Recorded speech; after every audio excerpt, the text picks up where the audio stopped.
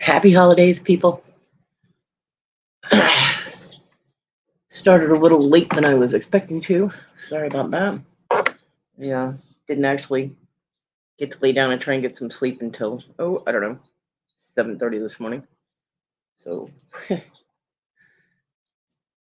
got about 2 hours of sleep.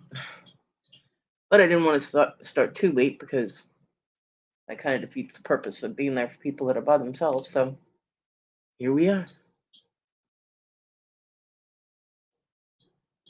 Happy holidays to everybody, or at least a peaceful one. If it's not joyous, hopefully it will be peaceful for people.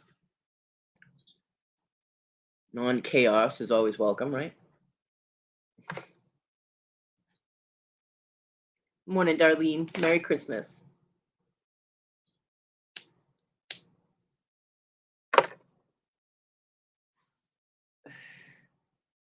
My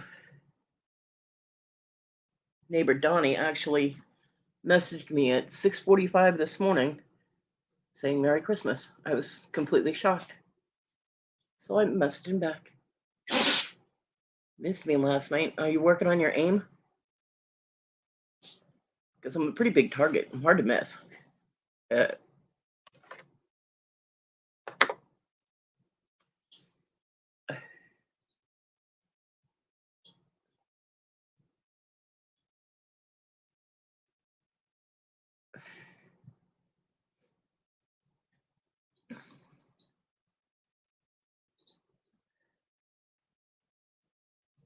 oh, my life. Yeah. Well, yeah. I wanted to share the tradition that John and I used to do, and I was just kind of sitting there, so I'm like, oh, what the hell? Might as well go live. Yeah. There were actually quite a few people that were lurking, which is fine. But there were more people clicked in than I expected at that hour.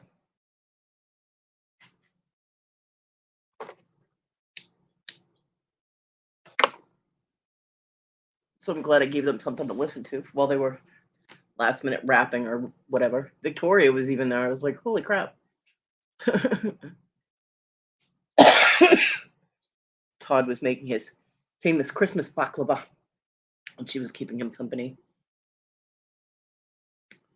And Larry popped in because he woke up to listen to watch the weather or something.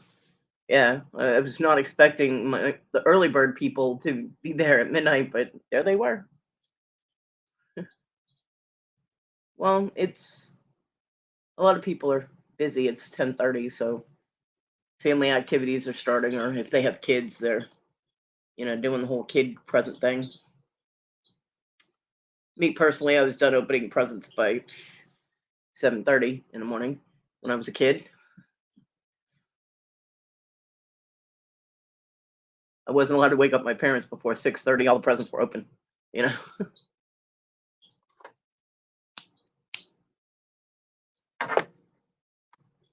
And by 10:30, I was playing with stuff, and my mom was yelling at me to start getting ready to go to my grandmother's house. My son messaged me while I was live last night, said Merry Christmas. So that too was shocking. Usually I have to say, happy whatever first, but he beat me to it. So I was like, wow. Yeah, it was nice. It was a nice change, the fact that he remembered.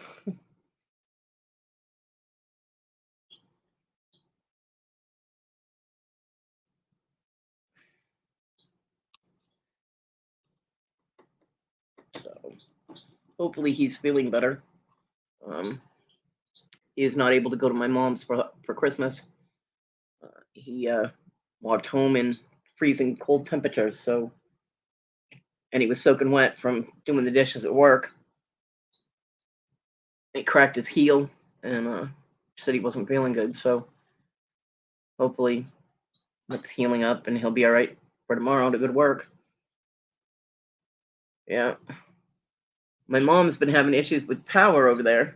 She lost power again yesterday. right as she put pies in the oven, she lost power and doesn't know how her apple pie is going to come out. But hopefully, she didn't lose power again this morning. She said it seems to be every morning. So the electric company actually send an alert out to everyone to be careful of their power usage in the morning. She goes, all I can imagine is people are doing their baking, and I'm like, well, my mom lives in the rich side of town, so if their power grid isn't, is failing, they need to look into that because I'm on the poor side of town and I haven't lost power, which I'm not going to jinx myself, but you know what I mean? You would think that they would maintain it, but yeah, I think she said that they notification said that 11,000 homes were without power just in my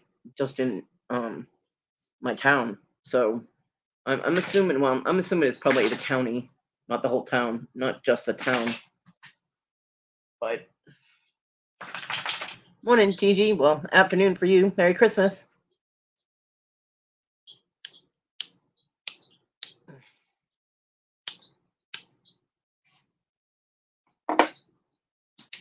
This lighter's driving me crazy. I'm almost out of tobacco product. Little tiny snipes left. Yeah. Hey, Amdale. Merry Christmas.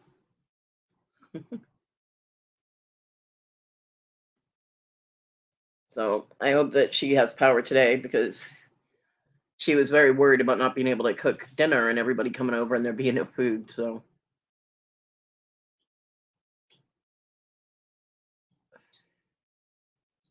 I have not talked to her yet because, like I said, I laid down and crashed about 7:30 this morning. I had my alarm set for 10. I did not want to get up, so I haven't talked to her yet. You got new sweaters and shoes? Awesome.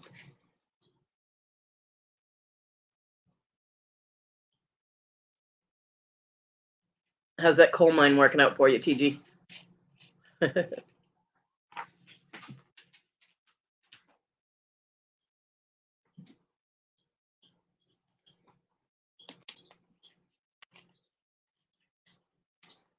Well, I hope so. You need the socks to go with the shoes.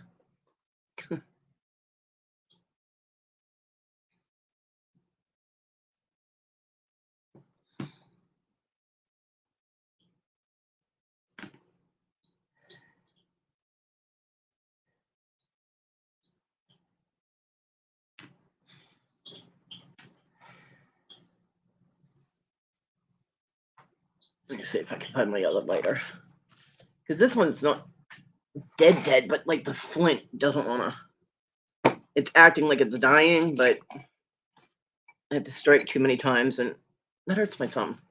And I'm sure you guys get annoyed hearing it click, click, click, So switch up lighters because I do have a new one.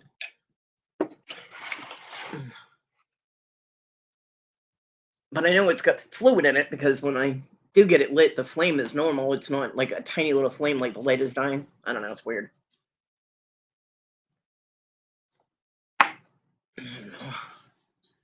I'm hoping if my mom does get over here, she'll run to the store for me. Running out of cigarettes on Christmas is not my idea of a good time.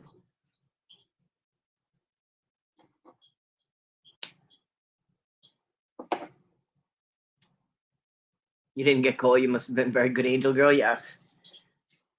Santa gave you a break. Because we all know you're not a very good angel girl.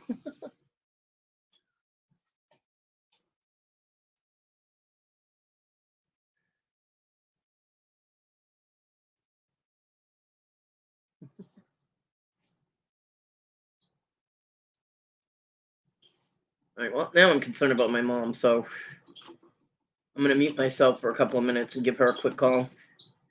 Wish her Merry Christmas and ask her about her power. Hope everything's all right. Just so it's not continuously on my mind. So you guys talk amongst yourselves. I will be right back.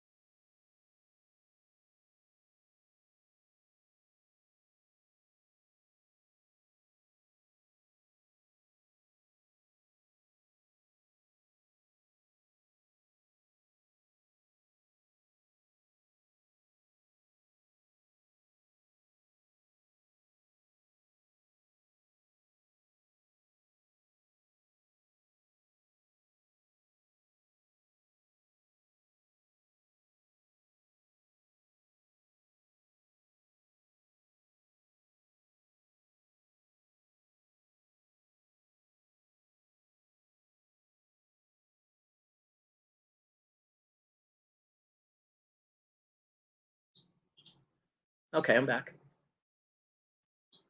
Mocking, huh? Really? Why is he leaving YouTube? Well, he's never going to leave, but why is he leaving this time? What'd you do, TG?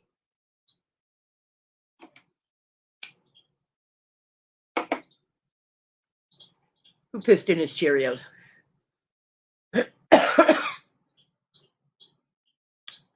Well, good news is that my mom had a very good visit with Kayla yesterday, my middle child, who calls me the incubator.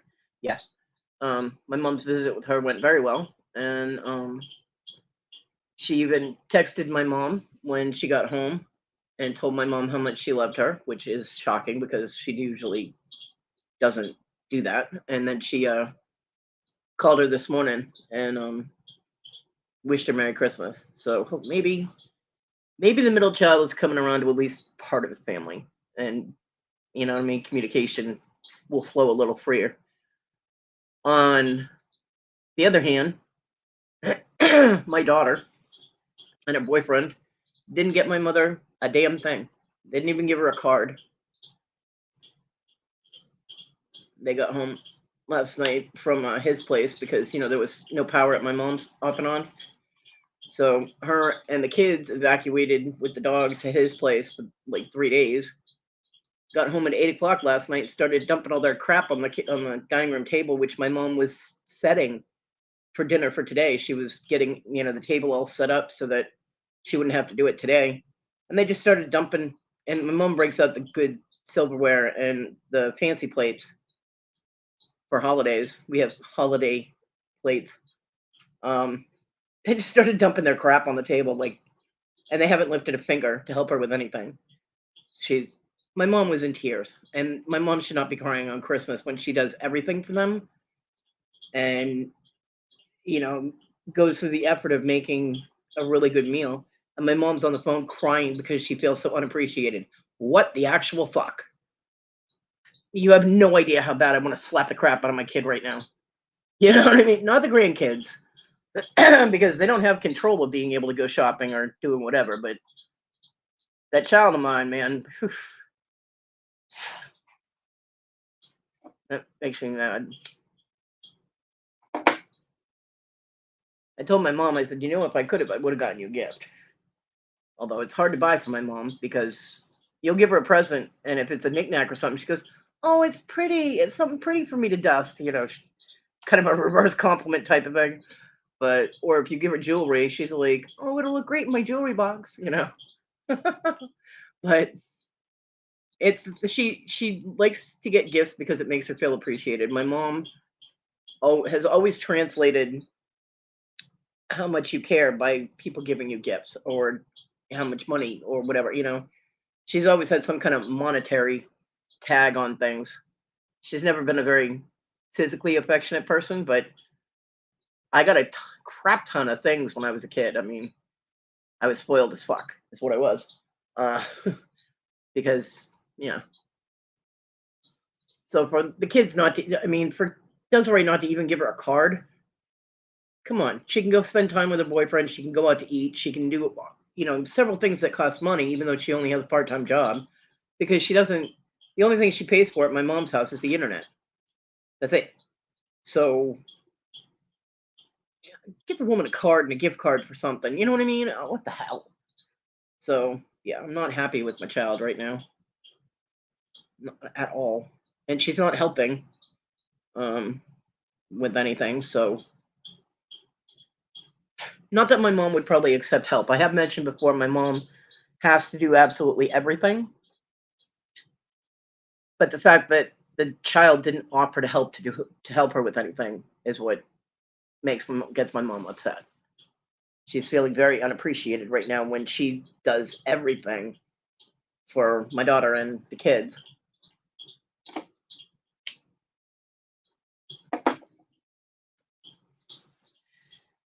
Yeah, totally not cool. So, but she is still planning to come over today. Just a matter of time. Depends on when everybody leaves. She's having dinner around 1. She does have power today. So she said she's already gotten the turkey cooked, and now she's putting the ham in because she does both. and then she's got to get her vegetables done, and then she's like, then the power can go out. I'm fine with that.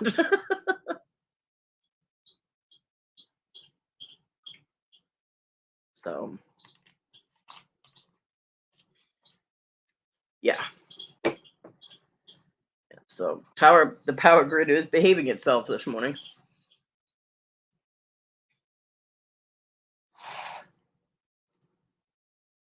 But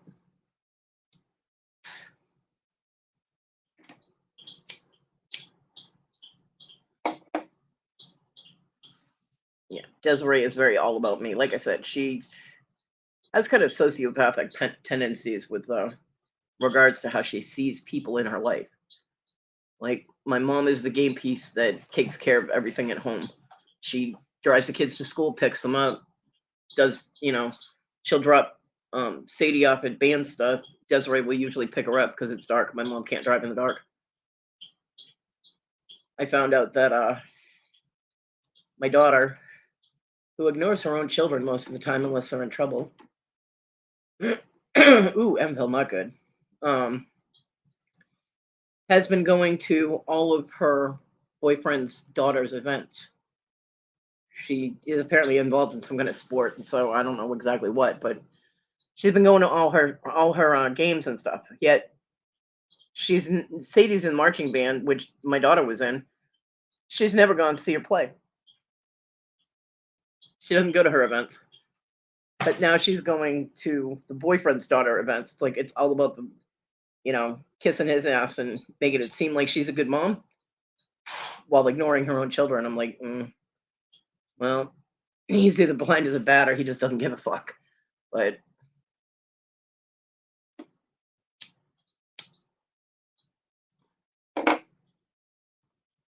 I don't know.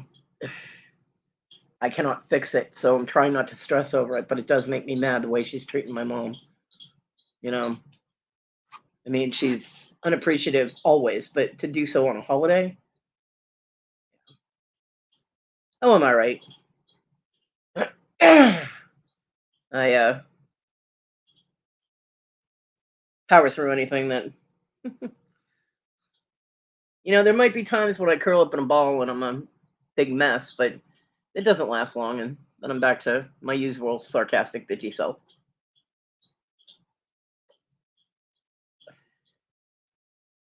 Enville, you still have heat though, right? You okay? I haven't lost power at all. I mean, the lights flickered a little bit, but that could just be because my light bulb's loose. Not really sure. I mean, we've gotten power surges where all of a sudden, the light will brighten real, and then it goes back to normal. But my power hasn't gone out, so that's good because I'd be screwed.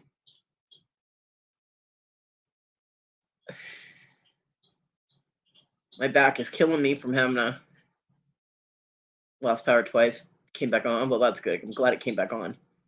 I mean, when my mom's lost power, it's been for hours. I mean, her house gets cold. The animals are all like, ugh, ugh, ugh. I mean, she's got a little giant mouse dog like Victoria. So those little fuckers can't take cold. They already shake when they bark, and being cold, they shake apart. So I'm not sure if my mom has any of those dog clothes or anything, but welcome back. If she did, I'm sure she bundled Paris up. So yeah.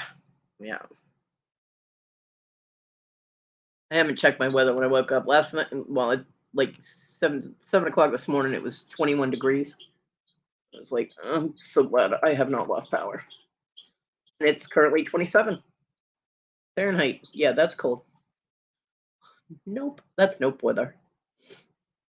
That's nope. I'm staying in the heater area and not going near the doors today because I put the dog out.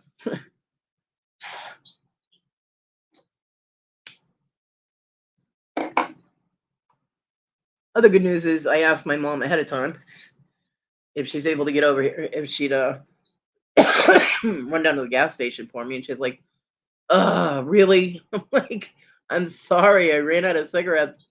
And she goes, "Well, I suppose." She goes, "But they probably aren't even open." I'm like, they're from India. They're Hindu, so they don't. follow Christmas, and they know that they'll do business today. Yeah, they're open. Because, all them rednecks having their redneck Christmas, if they run out of beer, their whole Christmas is ruined. So, whoop, gotta run down to the gas station, get some more beer. Yeah, gas stations here usually stay open.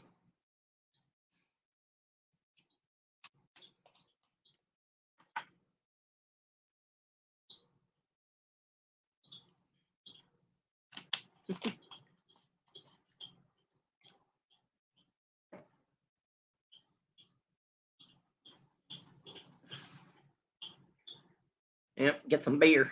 Not bear, beer.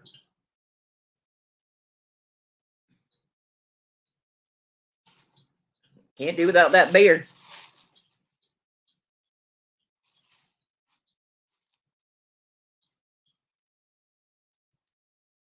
Now, see, if you're in Massachusetts, we'd be going to the Packy, getting some beer. I gotta run to the Packy. It's what they call package stores. Here, the package stores are called red dot stores because most of them have a big red dot on the roof. That's where the cheap stuff is. We caught our mailman there when we lived out in the boonies. He was still had the magnetic mail sign on. He was supposed to be delivering mail. Matter of fact, he was late delivering ours. I look over, I looked at John, I was like, well, now I know why the mailman's late today. And he's like, why? I was like, because he's over there having a liquid lunch. I'm like, yeah.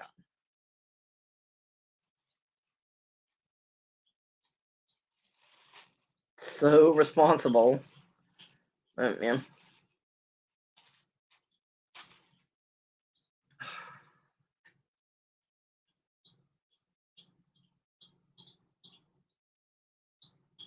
Oh yeah, gas station has beer here.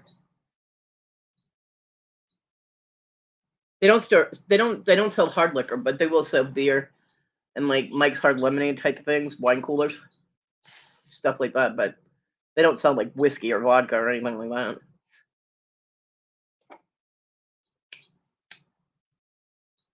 that. Yeah. And if all the stores are closed and you can't get your alcohol, you just find a liquor house. Because there are people here, usually older people, that will a couple of days before they know that stores are going to be closed. Hi Iris, Merry Christmas. They'll stock up on a few bottles of liquor, and yeah, Walmart sells beer and wine here, but they'll stock up on hard liquor. So people who either don't have an ID or they're not legal or they can't get to a store, they can go to the liquor house and buy their alcohol. You're paying more for it, but you got a little side business going. But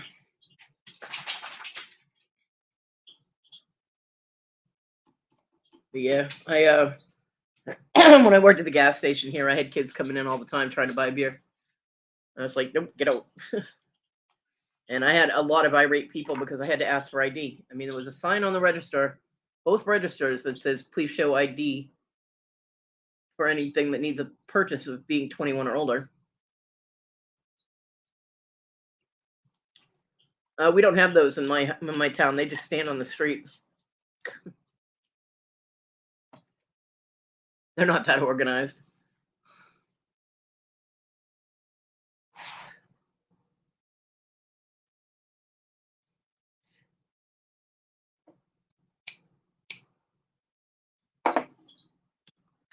So cigarettes and beer, you had to show an ID, and older people got so mad. I was like, look, I don't make the rules. Okay, talk to your congressman or something. Just show me the ID or put the beer down and go somewhere else. This was 20 years ago. So the fine, I think at the time, was $10,000. Not only that, but the person running the register who sells it to them, they can lose their driver's license and they can get fined as well. And I did have stings run on our gas station while I was working there. And whether it was underage people or they were just checking to see if I'd asked for ID. Mm-hmm. Yep. And I passed with flying colors. I asked the guy who was he said he was 101 years old and he wanted to buy cigarettes, and I said, "Can I see your ID?" And he goes, "Are you kidding me? I'm like Father Time over here." And I was like, "I'm sorry, but it's the law and I have to ask you for ID." He was so mad. I thought he was going to hit me with his cane. I'm like, "Sorry, sir, but I don't make the rules and I'm not going to lose my job for your habit, you know? So you either show me the ID or please move out of the way so that the next person in line can make their purchase." He threw his ID at me. I mean, literally threw it at me. And yeah, he was 101 years old. I carded our mayor too. The mayor of my town. I carded him 3 times.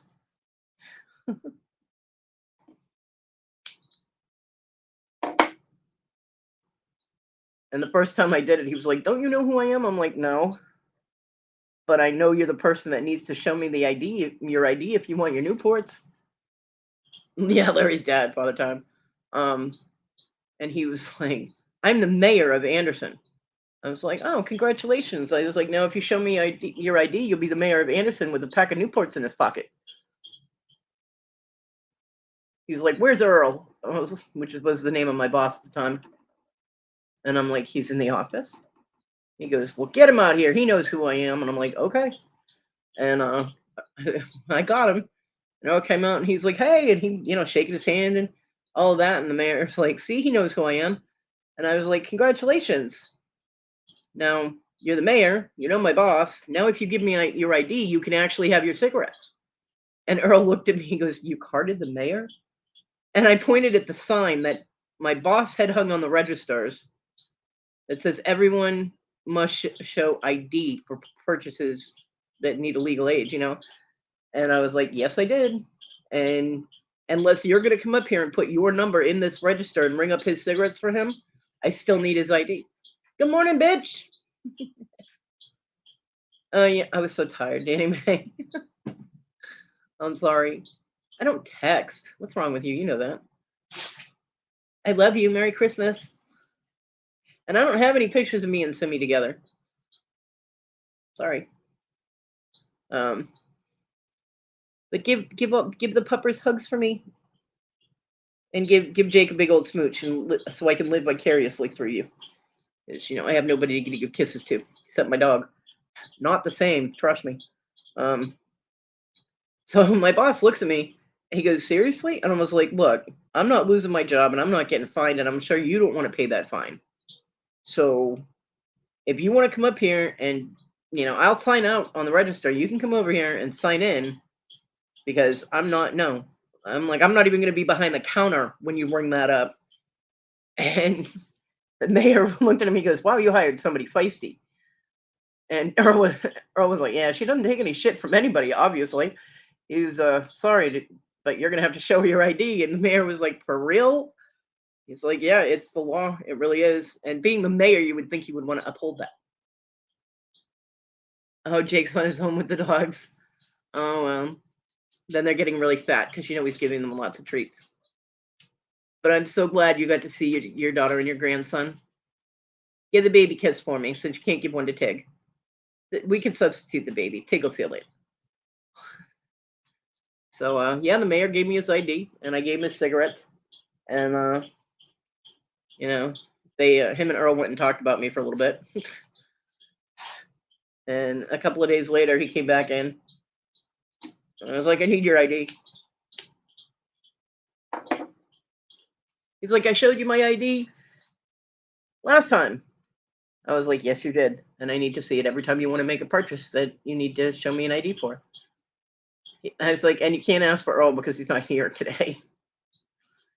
I was like, "But sorry." I was like, "If you don't want the hassle," I was like, "you're going to have to find a gas station that doesn't card and let them take the fine." I'm like, "But I'm not doing it."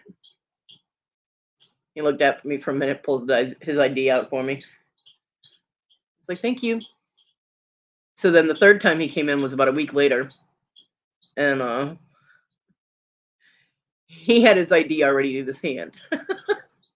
I was like, good for you. Only took you 3 times and you were able to remember that. And he looked at me. I was like, I'm sorry, I speak fluent, bitch. And he just started laughing. But yeah. Oh, yeah. I was infamous for, I actually had people that came into the store specifically to see if I'd ask them for ID because they heard I had carded the mayor. So,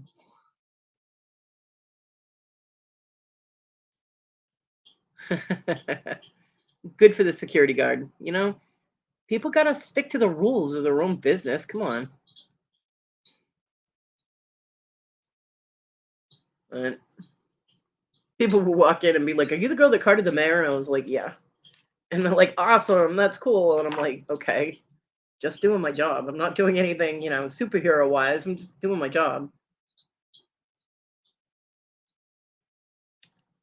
But they ran stings on that store like 4 times, so I don't know who that worked there was not following the rules, but they came in 4 times when I was working at different times to see if I would, sell people stuff without IDs, and I wouldn't do it. And they would come in afterwards and goes, "Well, you passed your sting," and I'm like, "What?" And they'd show me their IDs and stuff from the, bureau or whatever. They were like, "Yeah, the people that just came in here and asked to buy beer, they were underage, and we were checking to see if you'd sell to them." And I'm like, "Oh." I'm like, "Nope."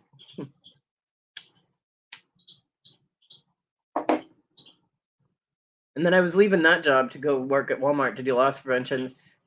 My last day on the job, I had 2 kids come in, and they were probably legal. I mean, they were, probably old enough. But the one kid that wanted the cigarettes didn't have his ID. So I was like, nope, sorry. So he, in front of me, hands the other kid the money and goes, "Here, get my cigarettes for me." And I was like, yeah, that's not going to work. If you were going to do that, you should have gone outside and done it because I witnessed that exchange. Oh, no, Danny May. Okay. I said, because I just witnessed that exchange, I know he's buying them for you and you don't have ID to prove that you're legal. I was like, I'm not selling them to him either. And they got mad. They tried to get me fired. They were like, blah, blah, blah. They were getting really stupid, And so I told them, I said, look, I said, you do whatever you want. I was like, today is my last night. And if you think I'm going to put up with your bullshit, you're really fucking mistaken because I will come across this counter. I will kick your ass and throw you out that fucking door. Now get the hell out of my store. And they looked at me like, what? And I started to go over the counter on them. Now I could have gone around and gone through the door, but it was more fun to go over the counter. And they ran out. They ran out of my store. It was funny as hell. But it was my last night. I didn't give a fuck. You know what I mean? So they were not part of a sting, though. They were just actually trying to get cigarettes. Don't give the people working there a hard time. They're just doing their job. Unless they're start off being a douchebag about it, which I did not. I always start off pleasant. It's when you push all the buttons that I'm like, fuck you, It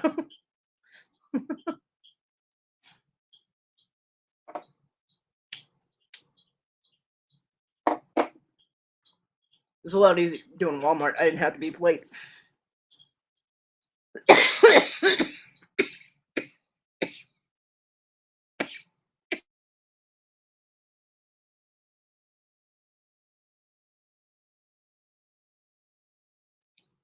That hard. Um, when you're stopping a thief, it's I would start off usually pretty nice. And they're like, "Excuse me, you need to turn around and come back in the store with me." And then they'd be like, "Why?" And I'd be like, "Because you got my shit in your pocket. That's why." Turn around and move your ass.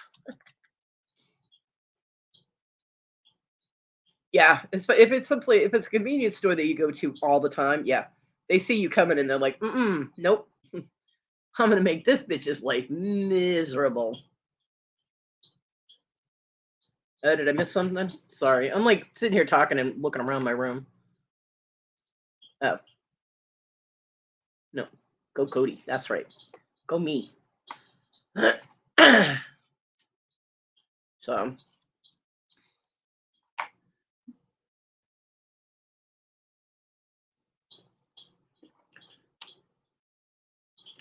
Morning, Kent. Merry Christmas. Chris, yeah. Merry Christmas. Happy holidays. Feliz Navidad. Yeah, don't poke the bear, TG. I'll throw my leg at you. I'll tie a big bow on it and throw it at you for Christmas.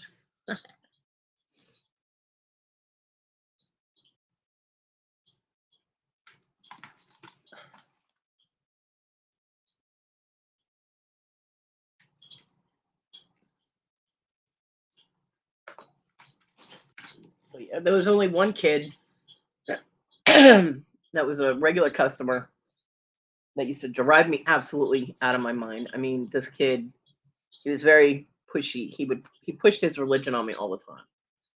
And I swear he was like 16 years old, wet behind the ears, probably hadn't even gotten laid yet.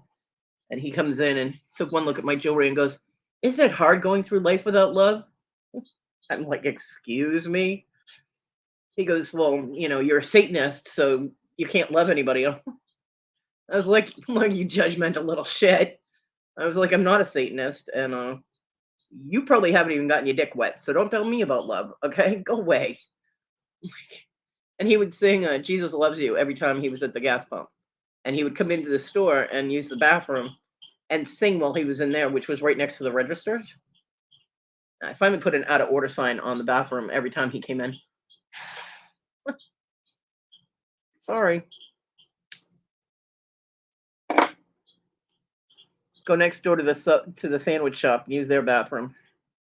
Yeah, serious. I was just like, look, no 16-year-old kid is going to lecture me about life. You know what I mean? I'm like, no. But he was very pushy, very pushy. Oh, he wasn't in there doing anything. He just went in there. He would be in there for like 10 minutes singing "Jesus Loves You" at the top of his lungs.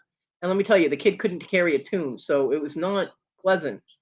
Um, and he was very pushy and talked to me like he was superior to me. And I'm like, kid, I will slap the crap out of you and make you cry for your mama. I'm like, what are you doing? Just, yeah. I told him he needed to educate himself on other religions before he came in and lectured me about shit. Like, go read a book, you know?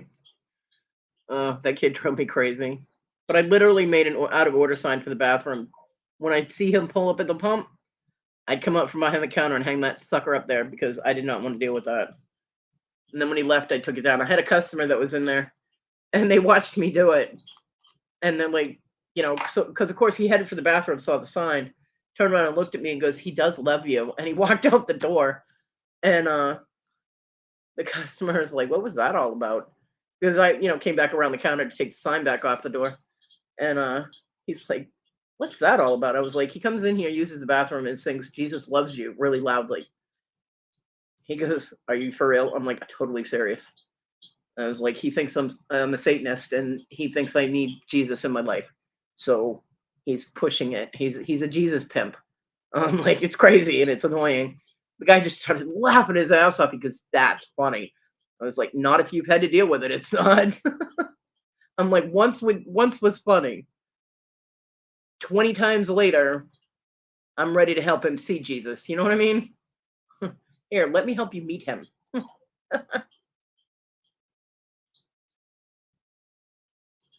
Yeah.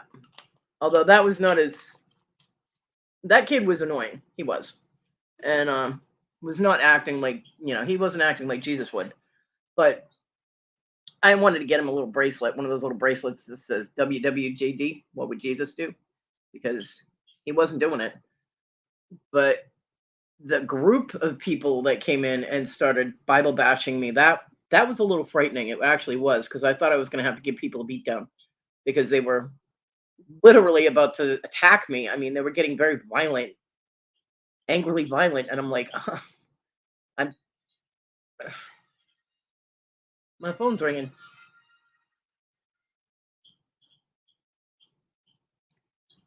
Hold on, be right back.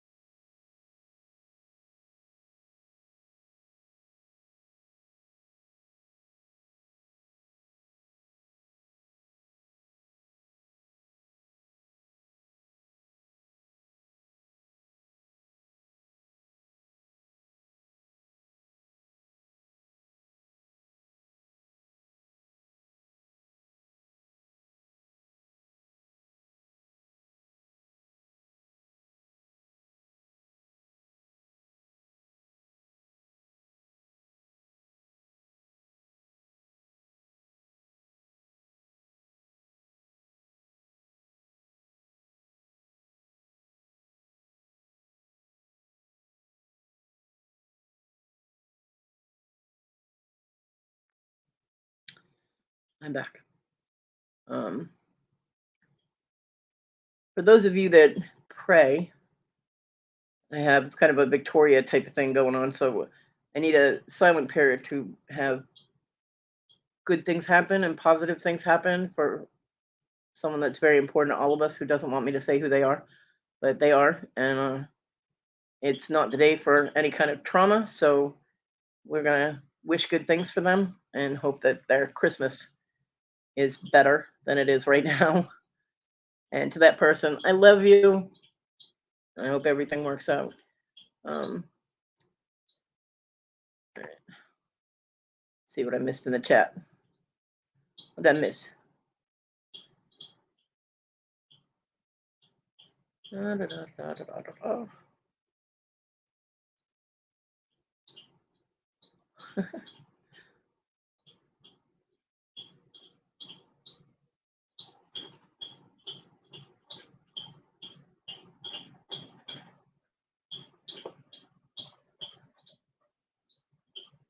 Oh, that was nice of you, Iris.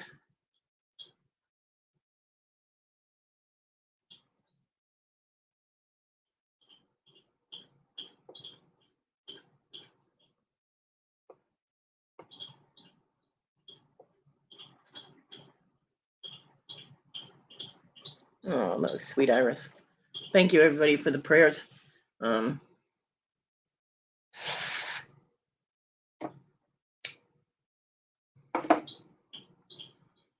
things need to work out, but now I'm very worried about that person. Um, positive thoughts, positive thoughts. Everything will be fine. Yeah, we had a homeless guy. He was pretty famous in my town. His name's Quincy.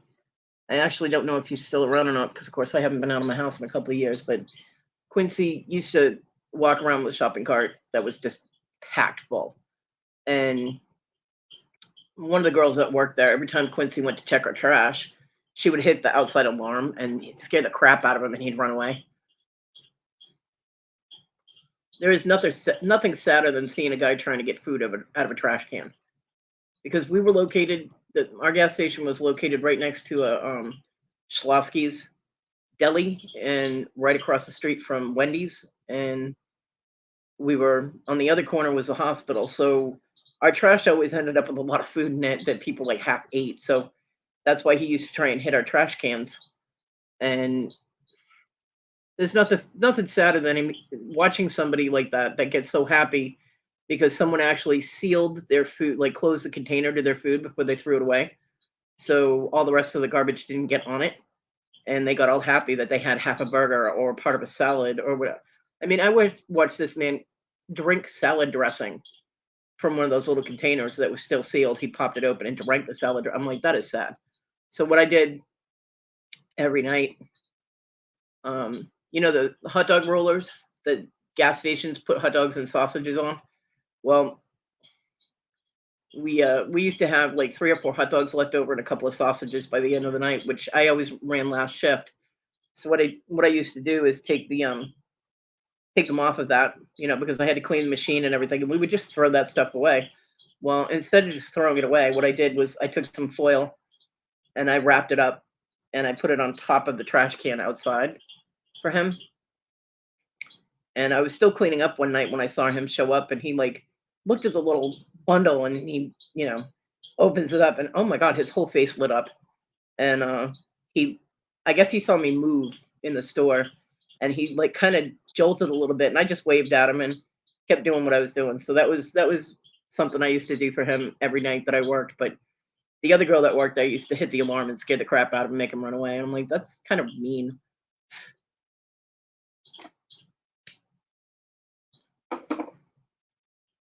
She was one of those people that, well, we don't want street people hanging around here. Now, I've lived in my car, so that was very insulting to me because, I've been out there and had a hard time. I never had to hit garbage cans. We did dumpster dive behind pizza places because they always throw away full pizzas. But, we never actually had to go into a trash can to get food. But I would go days without eating and it was horrible. So, you know, John and I were actually coming home one day and we saw Quincy, who, okay, Darlene, we saw Quincy trying to cross the street, and he had two shopping carts, and one of them fell over in the middle of the street, and his stuff went everywhere. And we actually, I was like, I'm gonna pull over in the parking lot so you can help Quincy, because nobody stopped. Everybody's driving around him. They're like partially driving on his stuff. And I mean, yeah, his stuff probably wasn't top of the line type of thing, but it was important to him, or he wouldn't be trying to keep it, you know. So um, John jumped out of the car and ran into the middle of traffic to to help Quincy pick up the shopping cart and put everything back in it. And Quincy didn't really talk to anybody. He kind of avoided people. He acknowledged when people helped him by like giving a nod and smiling, but he never see when he actually went to the same high school my daughter did a couple of years before my daughter. And he had a bit of a weed problem. Uh, it wasn't that he smoked it; he was fine, but he would get it on credit, and apparently he owed people money, and he ended up getting shot in the back of his head, um, which ended a promising sports career apparently. And his family didn't want to deal with him, so nobody would let him live with them, and he had some problems, so he ended up on the street, you know. So John went and helped him, and Quincy just kind of nodded at him a couple of times. John helped him get the cart across the street too, so he wouldn't fall over again. And after that, every time he saw John or I, he would kind of give a little wave and smile and stuff. So, you know, but I'll tell you, people in this town are assholes. Not a single person besides John and I stopped to help him. Everybody's just driving by the man while he's struggling to get the shopping cart out and keep the other one from rolling away. And he did actually get hit by a car a couple of years later, and he broke his leg. He was on the local news, and it was it was very weird because the story I had heard about him getting shot and not being able to speak properly and all that was, I don't know about the shooting in the head thing, but the speaking part was total bullshit because he gets on the news and he's talking completely normally. I'm like, wait, is that really Quincy? I'm like, I thought he couldn't talk. We're all looking at each other like, what the hell's going on? So yeah, I don't know, but he ended up getting a crap ton of money from the accident. Um, but we were still seeing him on the street, so I have no idea whatever happened to him or what his story was. But we helped him when we could, and that's all that counts for us, that we were able to help him. But I couldn't believe people just driving by the man. Of course, I suppose driving by him was better than everybody hitting him, but still, it was rude. If you see somebody that's struggling, help them.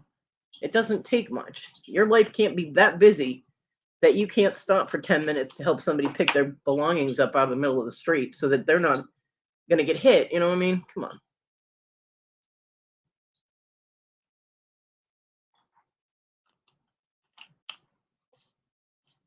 Aw, nice, Kent.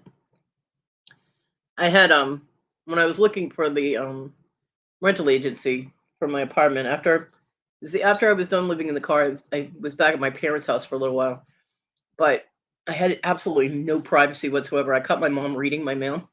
She was reading my letters, not just opening bills or whatever, but she was reading my letters, and that I was like, no. So I was looking for an apartment once I had a job and had enough money to pay first and last deposit, all that. And I was not familiar with the town of Lowell at the time. I knew the strip because we used to drive it, but I didn't know any of the other streets. So I was looking for the property management place, and I saw these two guys sitting on a step. So yeah, it's the little things when you're in that situation. Ken, you probably made his whole week doing that. So I see these two guys sitting on the steps, and so I pulled over because, having lived on the street, I was not afraid of people. You know what I mean? I was like, fuck it. So I stopped the car. I got out and I was like, would you guys know where, and I told them the name of the place. And like, oh yeah, it's just down there, like three buildings down. And I look and I saw the sign. I was like, oh, I feel stupid.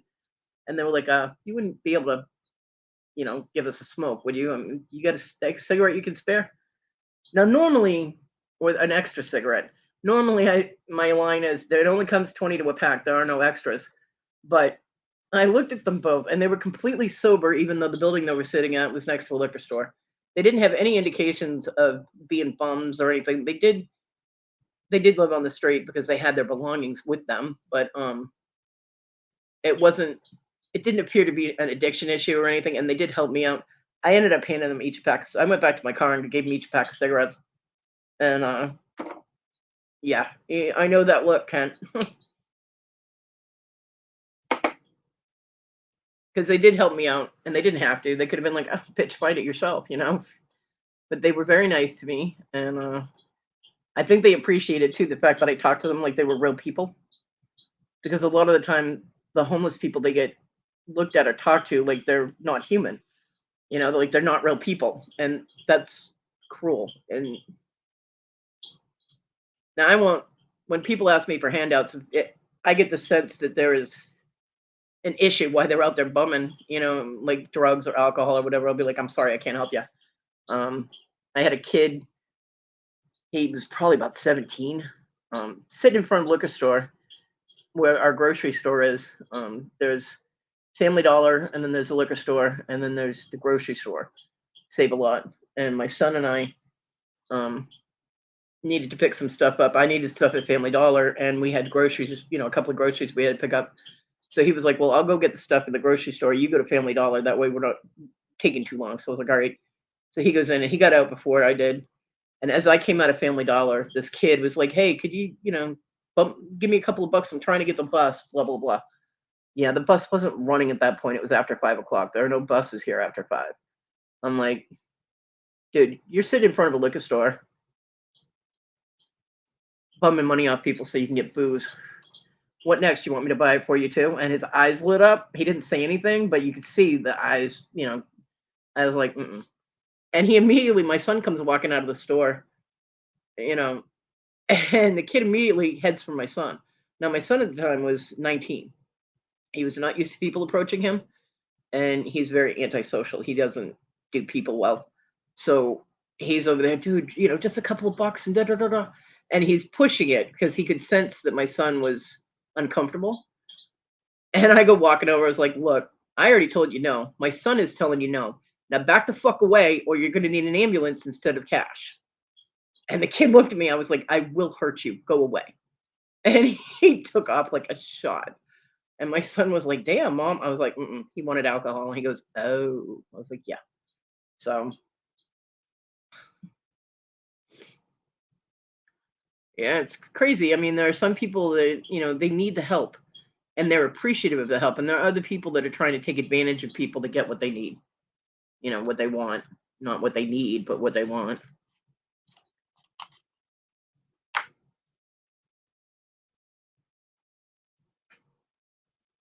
Iris, that's sweet.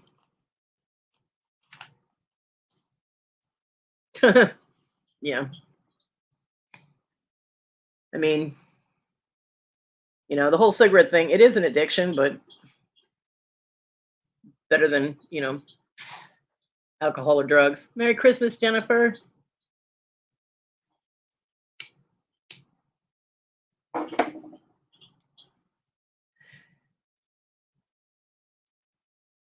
My son, no matter what the situation was, would not go to the store to get me cigarettes. He said he didn't want me smoking. He wasn't going to condone my habit, and he wasn't going to enable me. And I'm like, what the fuck? You don't have the right to put that judgment on me. I'm merely, if I wanted him to go to the store for food, he would have gone. You know what I mean? So,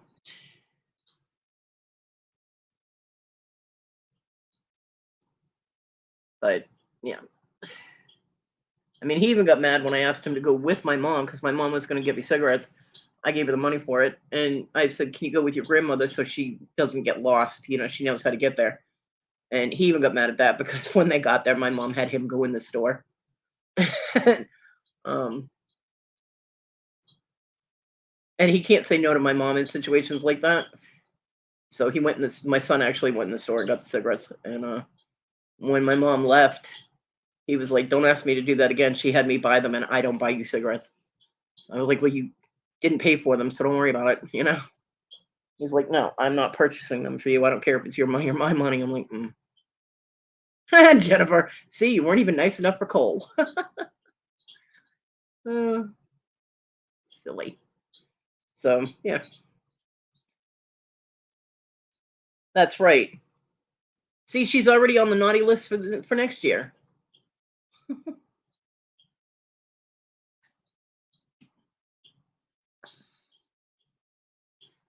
mean, Donnie might give me lectures when I ask him to go to the store for me, but he still goes and gets them for me.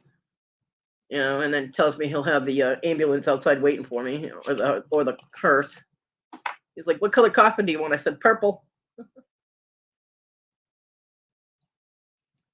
I said, "Tell him to paint the cardboard purple before they slide my ass in the fryer."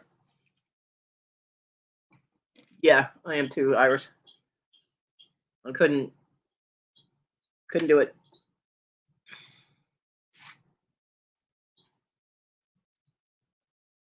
Which bummed me out because I love wrapping presents and giving presents to people. But,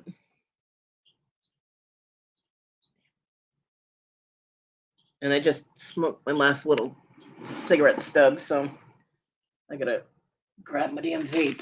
I hate using this thing. I don't mind using it, but ever since I had COVID, my lungs don't like it. So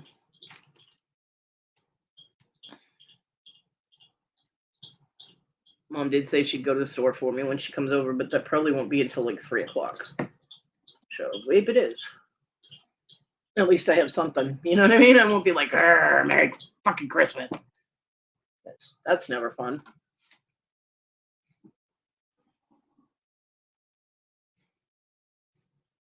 I took a couple of fish fillets, pieces of fish out of the freezer yesterday when my mom told me that she didn't know if she'd have power, and if there's no power, there's no Christmas dinner. I was like, well, damn. So just in case she doesn't get over here, or well, she's already gotten. There'll be at least turkey and ham because she's already got the turkey done, and she's doing the ham now. And then all she has to do is cook her vegetables, and she's good to go. She did not make green bean casserole this year. I'm kind of disappointed. Oh wait, I do have one cigarette left. Um, cool. And she's like, well, nobody eats it. I'm like, I eat it. I'm like, me and my mom eat the green bean casserole. But yeah.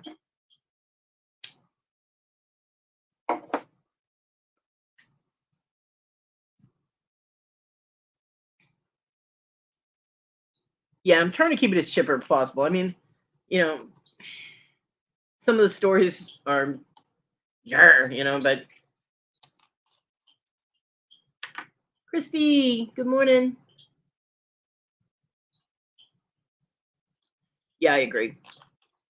Especially around the holidays, people being homeless is a very sad situation. And I really don't see any reason for it because there are so many buildings in my town alone that, houses and stuff that owners just walked away from because they didn't want to do repairs or whatever. And personally, I think the town should take that over and refurbish them and have them be homeless buildings. Um, Fix them up like a boarding house situation. Only don't charge homeless people stuff. Have it be like a transitional home so that they can get on their feet because you can't get a job without an address. And giving, such and such in between this building and this building, that's where I sleep, doesn't count as an address. So give them some place that they can give as an address to get a job or assistance or something, you know, because not everybody can use somebody's address to get them help. Like if I let somebody use my address to get assistance, it's going to pop up in the system because I'm already getting assistance because I'm on disability. It'll pop up in the system that there's already somebody here getting that. And governments are weird. They're like, no, we don't want two people getting government assistance in the same house. So, or they want a bill in someone's name or something. So, but no, these buildings just sit and rot. I've got a house on my street next to Donnie that has apparently been bought several different times. And every time it gets bought, the people come over and start working on it for like a week. And then all of a sudden, nothing for months. And nobody's living there. Yeah, but that can interfere with benefits. So, you know, and if they're not actually living there, you know what I mean? Then your benefits are getting fucked, and there's nobody else there to help you with expenses. So I have to actually call that the disability vocational whatever it was called. Hold on, I got the letter right here. That wanted me to fill out that paperwork right before Christmas or right before Thanksgiving. And they wanted me to get it back to them when we had a holiday where there was no mail, and then the weekend and all that, and they want it back by a certain date. Well, I got a letter from them Thursday. South Carolina Vocational Rehabilitation Department, Disability Determination Services. I'm like, hello, I've been on disability since 2006. Why do I need determination services? And I'm on full disability. So it's, but they sent me a letter and said they need me to contact them before December 30th. It's very important that we speak to you by December 30th. Please call the phone number shown below, Monday through Friday. When you call or leave a message, please provide the case ID, your name, and a callback number. If you do not respond, we will decide your case. What fucking case? Based on information we already have on this. Well, you know what? A judge decided I was disabled. That's the information you have. So, hello. That means we could find that you are not disabled based on our rules, or that your disability has ended if you are already getting benefits. So I'm like, well, jackholes, I'll call you on Monday. I'm not ruining my Christmas by calling a bunch of idiots that can decide, oh, well, guess what? You have more things wrong with you, but you're not disabled. So, yeah, if they decide I'm not disabled, I am completely screwed. So, yeah, I'll call them Monday. Yeah, I didn't get the paperwork back to them because I was like, well, I'm on full disability. I don't understand why there's a determination situation in progress. So yeah, this is something new. But I'll give them a call. I'll find out what's going on. Be like, look, I've already signed all the waivers. You guys already have it on file that I released my medical information. So go ahead and run my social security number through the hospital system. You can pull up all my records because I don't have copies and I don't remember dates. So you go right ahead and pull up all those records if you wish. If you need me to sign something else, then mail it to me. I will sign it and it'll get in the mail on a Wednesday or Thursday because I can't reach my mailbox because I'm disabled.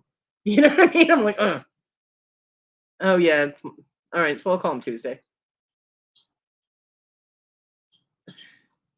But I mean, I've had full disability given by a judge. So who are they to reverse a judge's decision? You know that I was fully disabled in 2006. I'm like, this is ridiculous.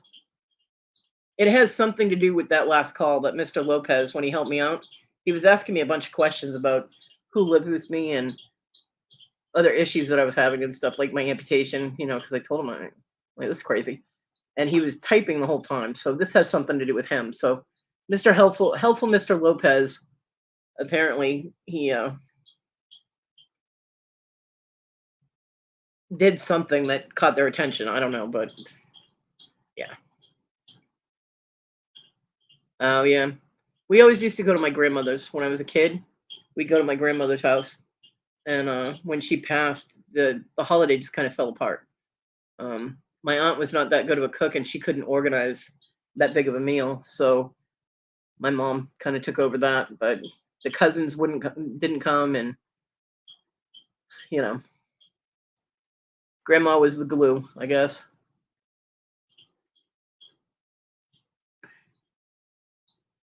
So, so here in South Carolina, let's see, my aunt shows up. Um, and she's the last family member we actually have. All my mom's brothers and sisters are gone. So my aunt is my mom's sister-in-law. She comes over, and um, she brings friends, and my cousin Calvin usually shows up. So my mom is planning on it, Jennifer. She says she's still planning on it, although she doesn't know how tired she's going to be. And I told her, I've told her ahead of time, if you're too tired, I don't want you driving, because the last thing I want is for my mom to get in a car accident on Christmas or anytime. But she said she is still planning on it, and she's going to go to the store and get cigarettes for me. So that's cool. She was like, I don't know if they'll be open. I was like, they're Hindu. Yeah, they'll be open. Because the guy that owns the gas station is from India. They don't observe Christian holidays, so yes, he will be open. Um, he does a lot of business on Christmas around here because people run out of beer. So he makes bank on Christmas from all the people that have to go to him to get there. There's supposed to be a stimulus for South Carolina. Really? That'd be nice. We have the largest cost of living increase in quite some time. I'll be getting about $50 more a month, which will come in very handy. But of course, they'll probably jack up all the utilities too. You know, it's like, oh, these people are getting more money. Let's charge them more. He's a poo, and he it's a boo with a B, a boo. Would you like to buy a Slurpee? Yeah. And I'm not being racist. That is how they have him talk on The Simpsons. So,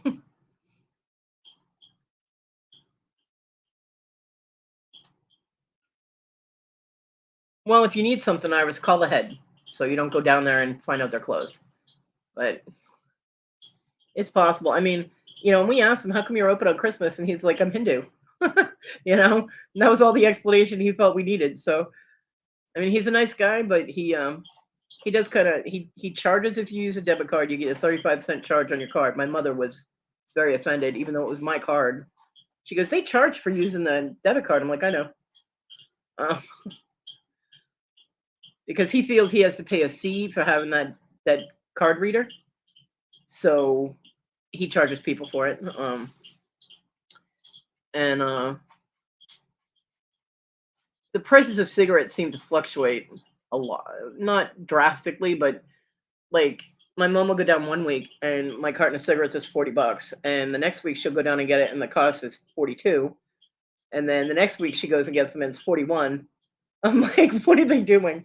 I don't know if it depends on who's working there, if they're skimming, or if he just decides random prices on his cigarettes. I have no idea.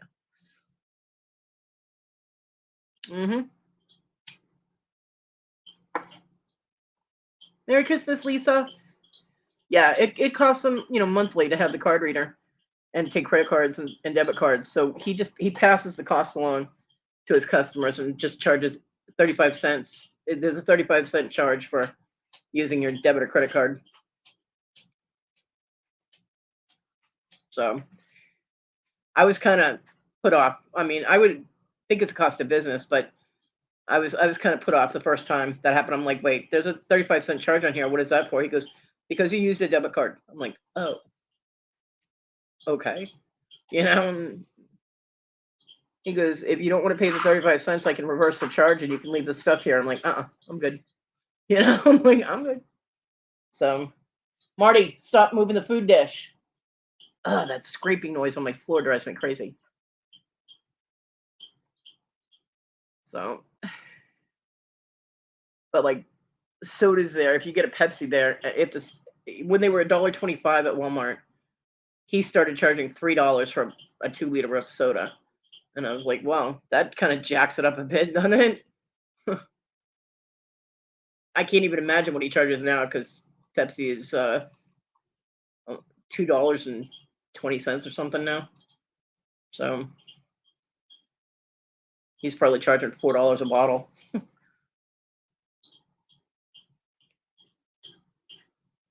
I hope you have fun and have a safe trip, Lisa.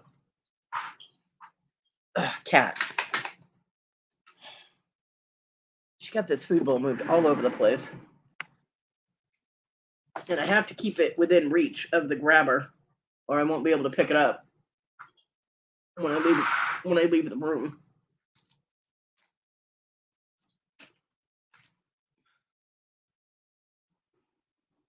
So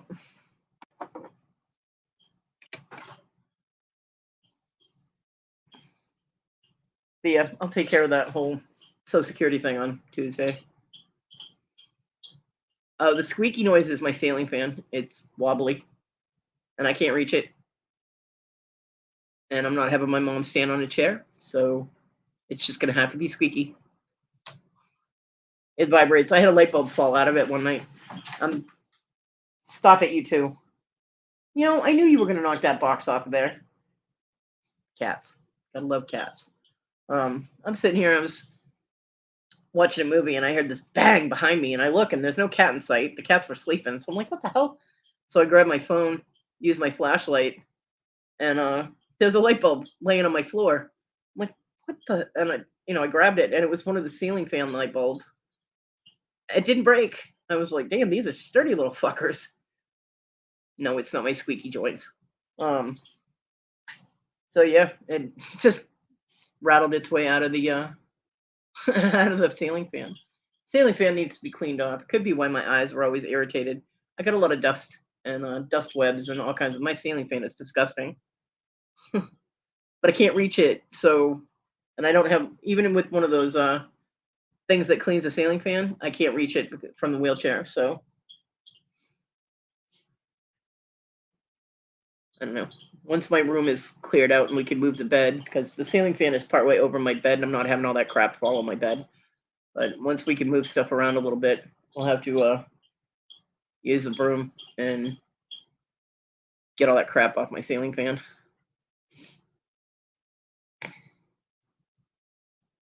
But there are a lot of irritants in the air in my room, like dust and crap. So it's probably why my eyes are always so icky.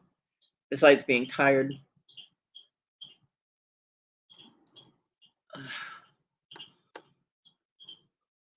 Sorry, tired. Like I got to sleep at 7 o'clock, 7:30 this morning, and set my alarm for 10 because I didn't want to wait too long to do the live. Try to be here for my people. So, and I did debate just staying awake, and I was like, well, it's almost 7:30. I might want to stay awake and start at 8:30, and then I was like, I'm gonna fall asleep while I'm live. So I had to lay down for a little bit because I went live last night around midnight, a little bit before midnight. I was on here for like 2.5 hours. So yeah, yeah. John and I always had a tradition that we were always the first ones to wish each other either happy birthday or a happy holiday or whatever. So regardless of what holiday it was, whether it was Christmas or 4th of July, we were always texted each other, or if we were both up and about, we'd be like, oh, his wife used to get mad because he would wish me happy whatever before he did her. And in his own wonderful asshole-ish sarcastic way, he went, oh, you noticed that, did you? And left it at that. And she got mad. So I decided to share that tradition with everybody on YouTube and wish them Merry Christmas at midnight. No one woke you up for it? Yeah. It was kind of a last minute decision. I decided to do that at like 20 minutes of midnight. I was like, fuck it, I'll go live. So I lit a couple of candles, wished John a Merry Christmas, and then went live. Wished everybody else Merry Christmas. Victoria was up. She was like, Merry Christmas, Cody. I'm like, holy fuck, what are you doing up? Todd was making baklava, so she was keeping him company. And Larry popped in, and other people popped in. There were actually a lot more people on there than I expected at that hour, but people last minute Christmas wrapping and stuff, I guess. Yeah. Well, I've been wishing people Merry Christmas or Happy Holidays for a few days now, but hi Anna, Merry Christmas. Because my holiday started on the 21st. So I was like, have a cool Yule, y'all, But then you have to say everything all over again. Like for Christmas, you can wish people happy holidays or Merry Christmas. But then when the actual day happens, it's a whole different thing and you are compelled to do it again. So,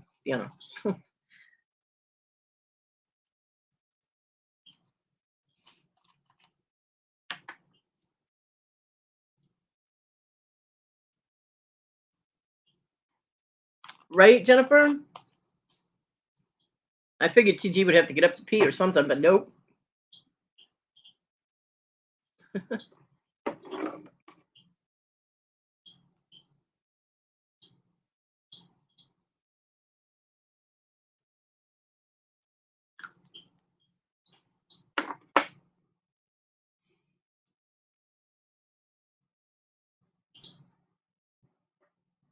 See?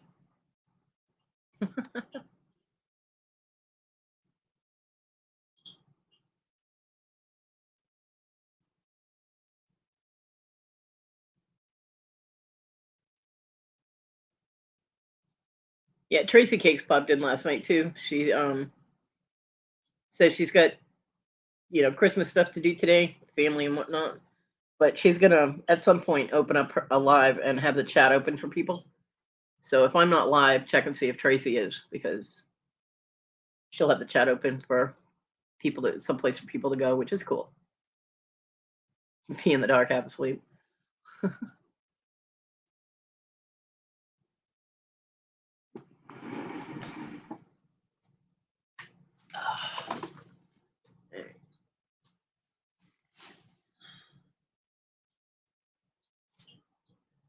Since I don't have any more cigarettes right now, I gotta get my ashtray out of my face.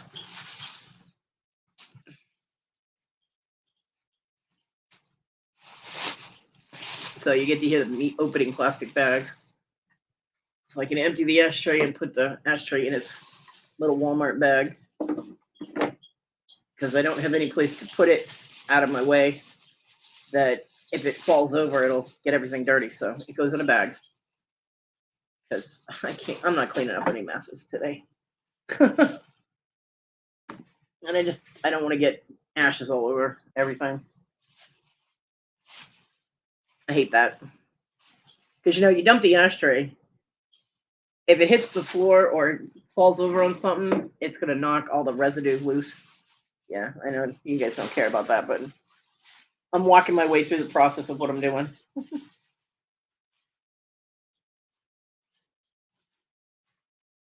Besides, if it's out of my face, I'm not having the cigarette creeping so bad.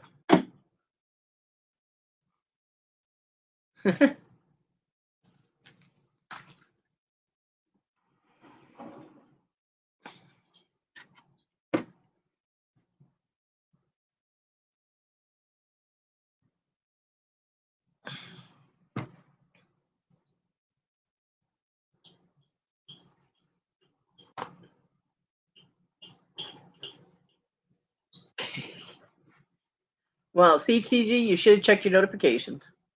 That's what you get.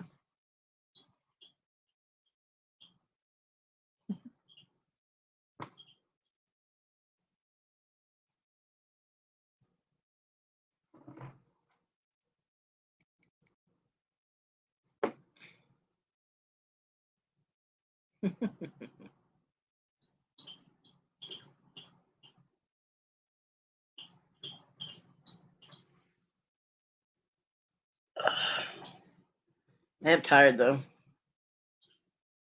I don't know how long I'll run this for right now. I might just leave it open if I have to lay down or something and let people chat. I don't know. I don't like.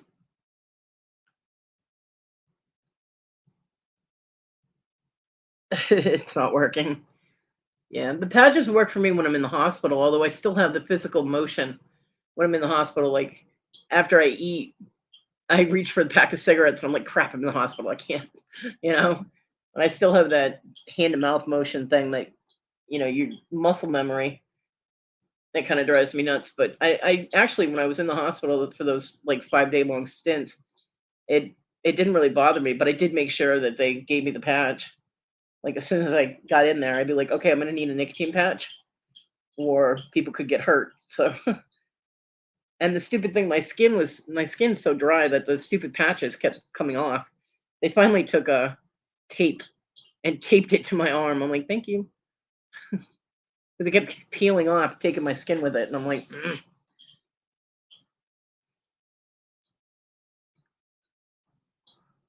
I have to find my Vaseline intensive lotion. It's around here somewhere. I have other lotions, and they're just not doing the job. Um, yeah.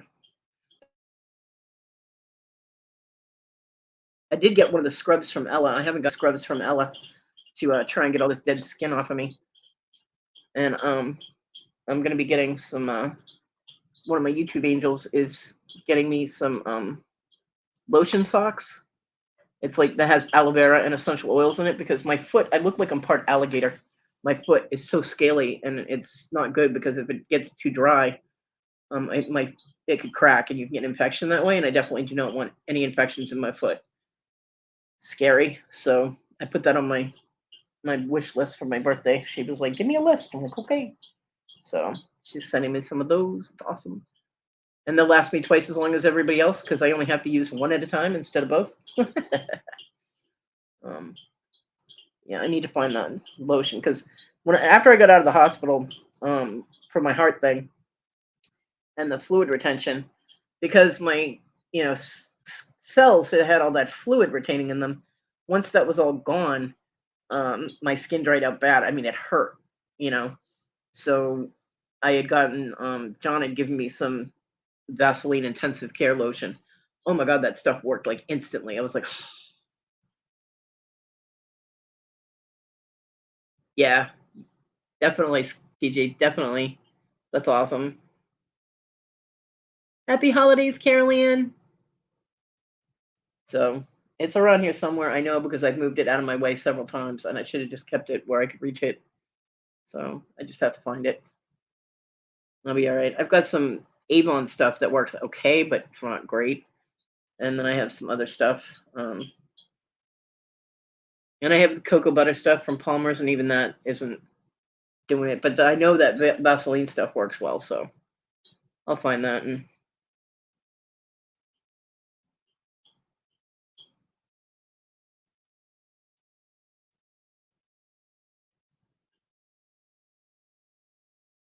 pretty sure how what works. What I missed. Well, what did I say? Oh, yeah. You keep paying for it after the 3 month wears out. Yeah, you do.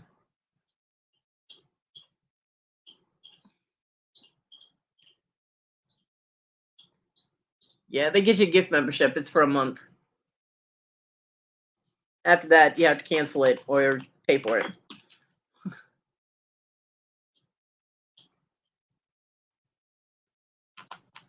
Unless they hit that renewal thing and they're going to pay for it for you every month.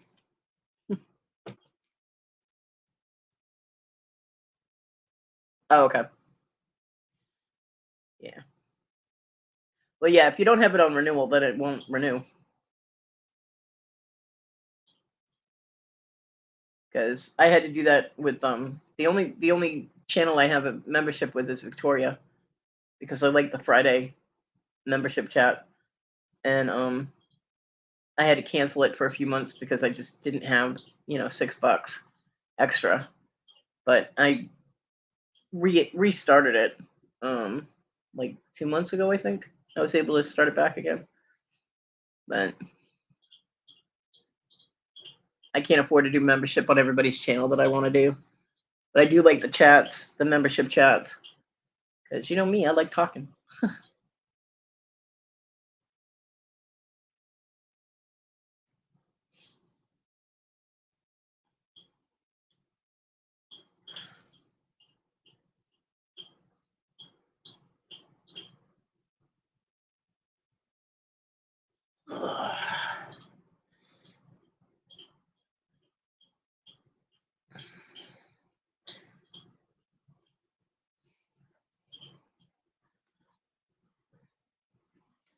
Yeah, my grandkids didn't even get to open their presents until like 9 o'clock this morning,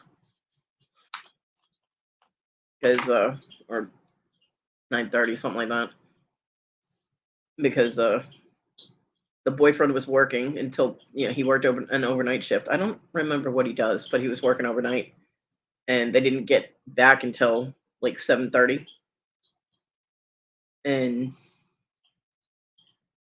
then my daughter was putting on makeup. Like, why are you putting on? Because people take pictures, when you're opening your presents. So she was putting makeup on. I'm like, oh my god. Yeah, I'm a little tired, Carolyn. I got to sleep at about 7:30 this morning, and I set my alarm for 10 so that I could go live this morning for people.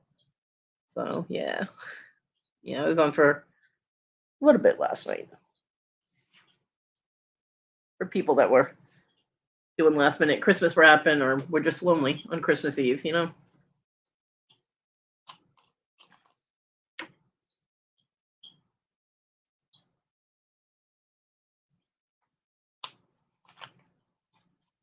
But I feel bad because my daughter made my mom cry today, and that's not cool.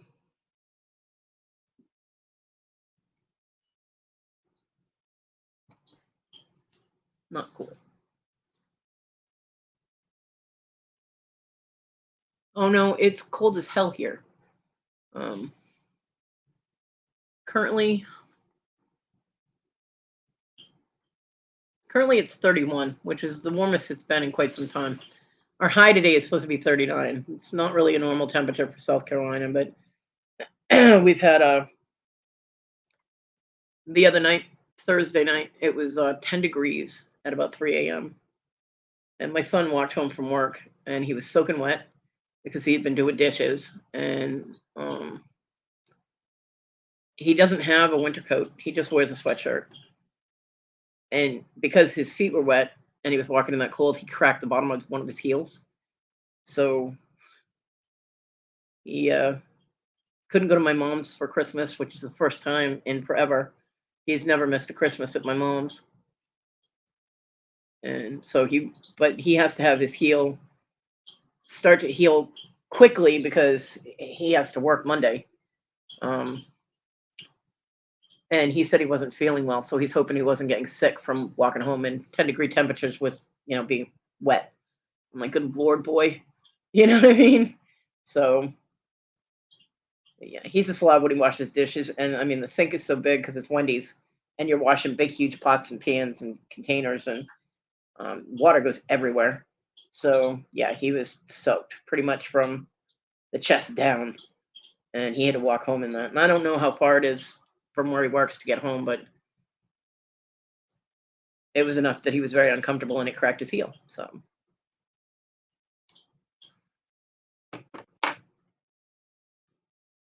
yeah, 68. Wow, it's a heat wave. Yeah, the weather is crazy. They gave Jack Frost some jacked up drugs or something because he went crazy all over the country. Usually the crying and fighting starts later. Yeah. Yeah, everybody will be showing up at my mom's house between like 12:30 and 1 o'clock because she's having dinner at 1. So they're probably actually, depending on who's going over there, they've already started either heading that way or they're almost there. But my daughter and the kids and my daughter's dog all evacuated to the boyfriend's house on Thursday because they were out of power. And they were out of power for over 12 hours, so it was really cold in my mom's house. So they all left my 90-year-old mother in a freezing cold house by herself, and went to the boyfriend's house. And they've been there. They got back at 8 o'clock this morning and just started piling stuff on the dining room table that my mom had already started setting for the meal today. Not a consideration or a care in the world. They just started throwing stuff on the table, and she's like, you know, not a single person has offered to help her with anything. I mean, she probably wouldn't accept the help, but the fact that they didn't offer to help set her off. Um, she didn't get a gift or even a card from anyone in her house. And that is just incredibly rude with everything my mom does for them. I mean, the kids, yeah, they can't go shopping on their own, but they could have made her a card. You know what I mean? I didn't ask if they wished her a Merry Christmas because, hell, they usually don't even say Happy Birthday. But the fact that they have made my mom cry on Christmas makes me very upset. But she didn't lose power this morning, so that was good. She's already got her turkey cooked, her ham is cooking, and she's probably started the vegetables now.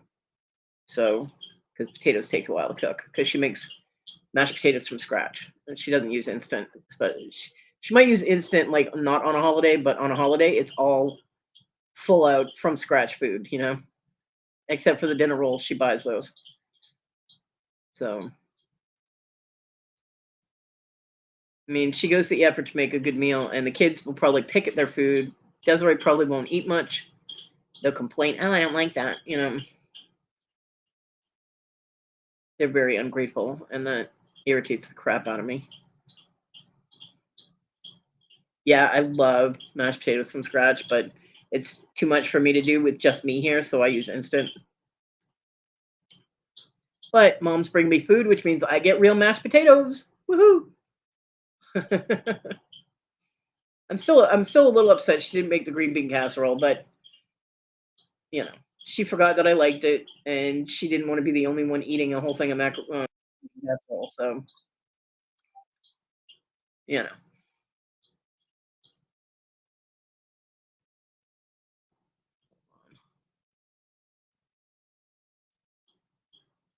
I'm getting ding, ding, ding. Payback's a bitch, I know.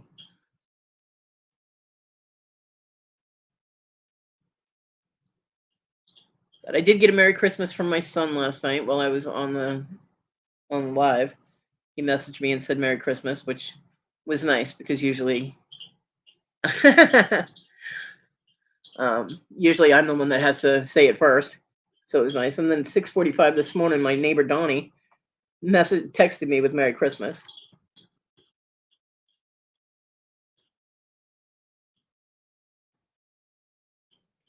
That was nice.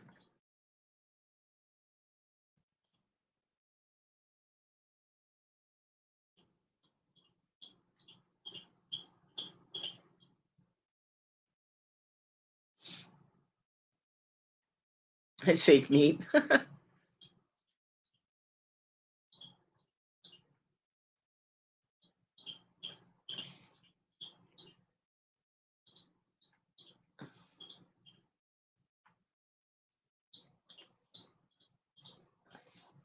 My mom usually does. Let's see. I don't know if this is what she's making today, but she always does ham and turkey because there are some people that like ham and there are some people that like turkey. So she does both.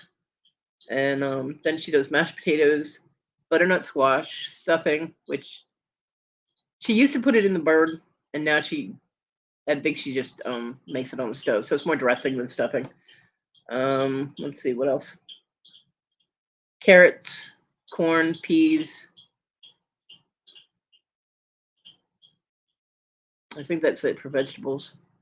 And then she'll have dinner rolls, and she usually has all the little condiment things on the table, which like gherkin pickles and pickled onions and stuff, which nobody likes. My dad used to love pickled onions. My dad is the only one that liked the little white onion. And she thought because John, when we our first holiday here, John tried to be polite and eat a couple of them. So she thought he liked them. So every holiday meal or birthday meal or whatever, she would put those damn things on the table right in front of him and go, I got you your onions. So he had to eat them, or she would have gotten upset. I finally told her, I was like, John doesn't really like those onions, right? She goes, but he eats them. I was like, because he doesn't want to get you upset. She goes, well, you should have told me. I wouldn't have bought them. I'm like, I'm sorry, but I'm telling you now. So the first time we went over there that she didn't have them on the table, he was so happy. He's like, did she forget the onions? Oh my God, I can actually enjoy my food. I'm like, yeah, she didn't forget. I told her not to buy them. Merry Christmas, Bobby.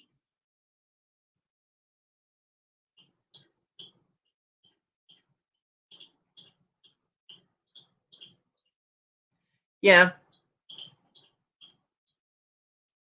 Yeah, no, these were just the little jar of pickled onions, the little white ones, little tiny white ones. Um, there's some cocktail that you use them in. I don't know what it is, but there's a drink that you can use them in. So, me, I'm not shy. I mean, if it's a main dish, I'll try and eat as much of it as I can. But there are certain things I won't eat. Um, I'm not overly picky. I was kind of as a kid, but not real bad, because my dad would make me sit there and eat it anyway until I was done. I had to chew on a piece of gristle for 3 hours once before my mom finally was like, "Why is it taking you so long?" And I'm like, "I told you it's gristle." And she goes, "Well, spit that out." I'm like, "Dad won't let me." She goes, "Spit it out." So yeah, he was making me sit there chewing it, and he expected me to eat it. I'm like, "Oh."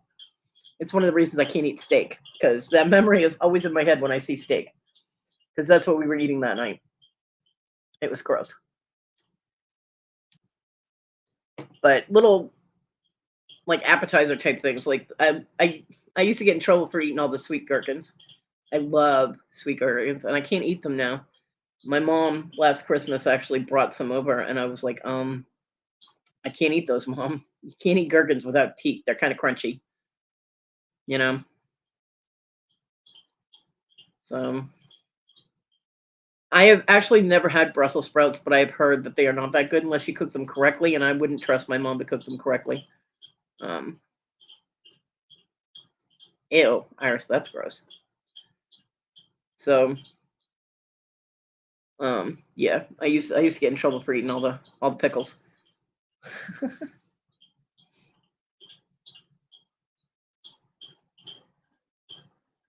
Yeah. So, but I mean, if it's things that are like a choice, I mean, my mom always puts it up on the table that if it's something you don't like, then you don't have to eat them. Like my son absolutely hates peas. He says they make his teeth feel funny. I love peas. That's the other thing I used to get in trouble for eating all of. My mom would make an enormous amount of peas for holidays because I would basically plant the bowl of peas in front of me and eat them all. My daughter Desiree also loves peas. So the first holiday I had here, me and my daughter were fighting over the bowl of peas. She was 9, 11. We were fighting over a bowl of peas. But now she's so picky with what she eats, and she caused the kids to be picky. So like none of them, they'll eat junk food all day long, but they won't eat decent food. So I'm like, eat it or go without.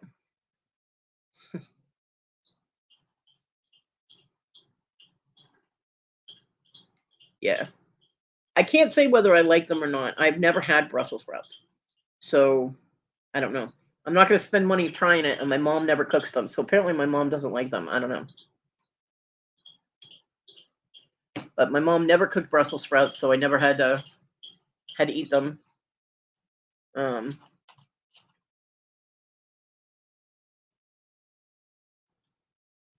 Now, see, I didn't want Talon being a picky eater, so I used to tell him.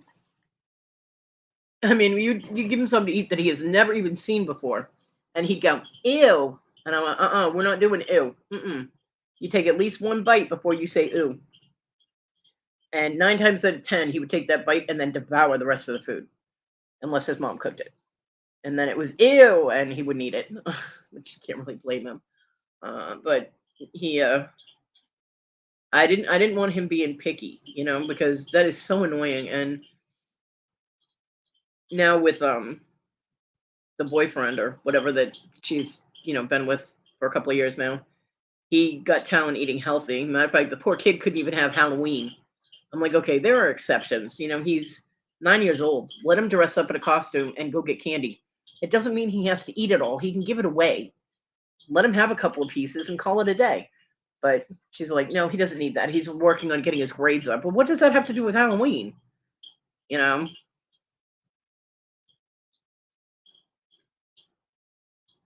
Yeah, I don't like cream corn unless it's in cottage pie. I don't do cream corn. It's To me that's something that goes in like a casserole or something or cottage pie.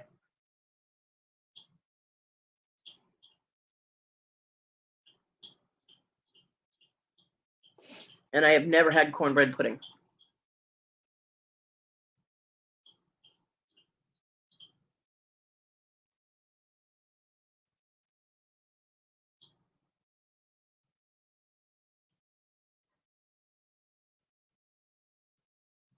Yeah, and I mean, I'm glad that he's eating healthier because when his mom was in charge of him, you know, she would give him cookies for breakfast and stop at a store and get him candy before school.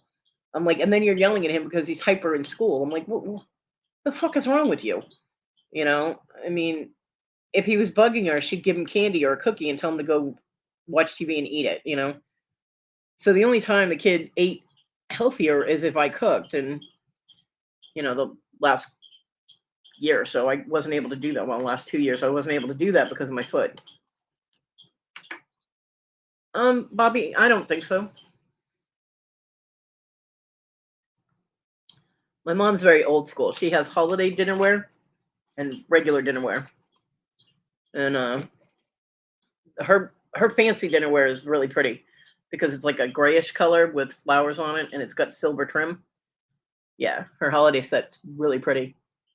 And of course, it has the matching gravy bowl and the butter dish and all the little fancy stuff. And she has actual silverware, um, which is silver that she uses for holidays. But for us, we just use regular plates because I don't have that fancy stuff. But if you've got a ton of people coming over, you don't want to do all those dishes. Paper plates are fine as long as you get the good ones that don't fall apart. Morning, Carol. Merry Christmas. Because there's nothing worse than having your holiday meal land in your lap. That would suck. So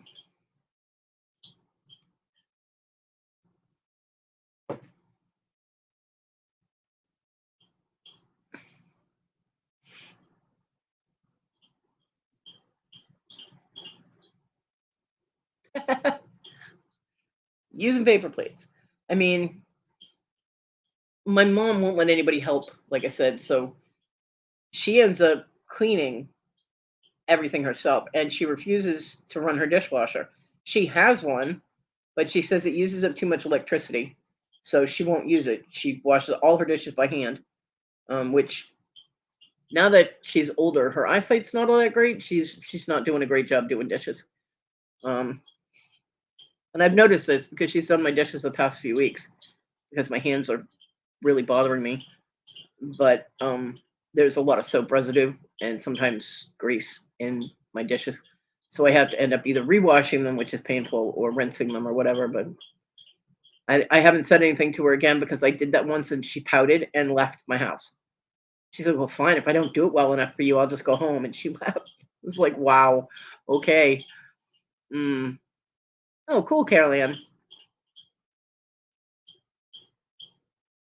Wow. Awesome. Good for you. Yeah, well, I mean, she's got herself, my daughter, and the two grandkids in the house. So her water bill is high, but her electric bill is way higher. So she'd rather have the increase in the water bill, I guess. I don't know. Because with the dishwasher, you're using water and electricity, whereas with the water, the only power you're using is to heat the water. So I don't know. It's just how my mom's brain works. I don't think she wants her fancy dishes in the dishwasher anyway. She's afraid something will happen to them. So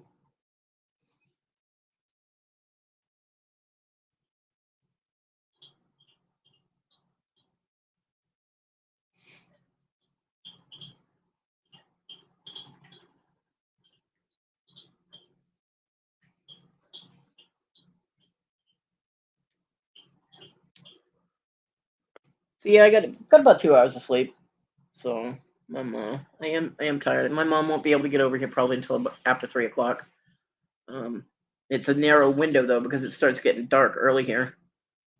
Usually around 4, it's starting to get dark, and she can't drive in the dark. So it depends on how tired she is, whether or not she'll get over here. I hope she does, because I'm greedy and I want food. Uh, I don't want to have to cook today, and I need cigarettes.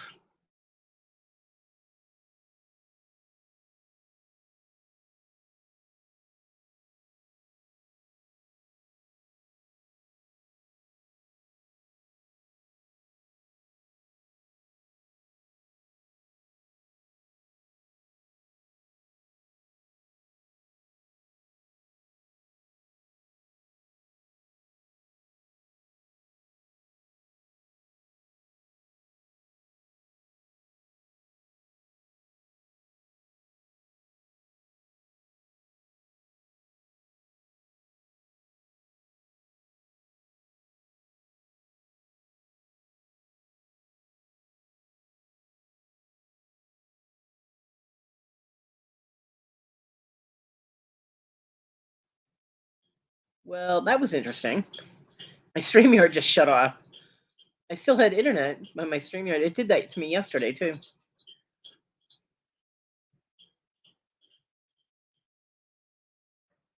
Uh,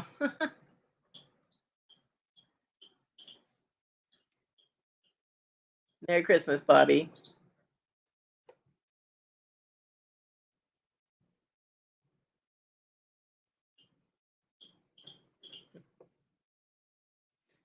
Yeah, it did that to me yesterday too, and I didn't even notice it. I was off on a different tab on my computer until I started seeing people in my chat because I had the YouTube chat pulled up going, "Where'd Cody go?" And I'm like, "What?" And I looked and my StreamYard said something went wrong. Reload. And I was like, "Oh shit."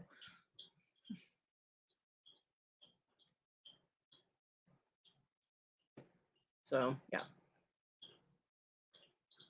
So that just happened.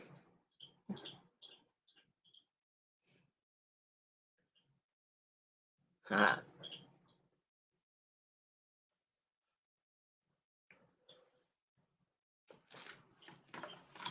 Ow, my jaw just cracked when I yawned. That hurts.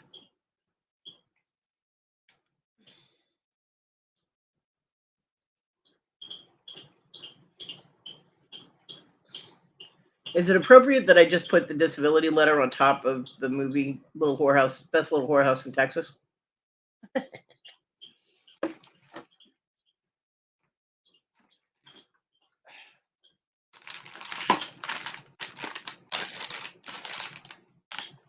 Right? Like, where'd Cody go?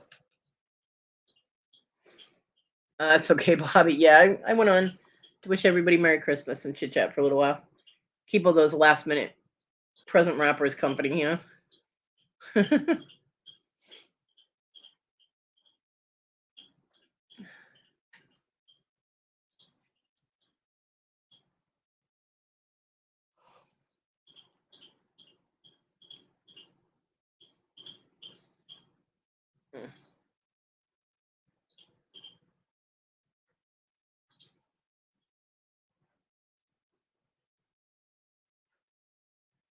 Okay. I had text, but it was from earlier.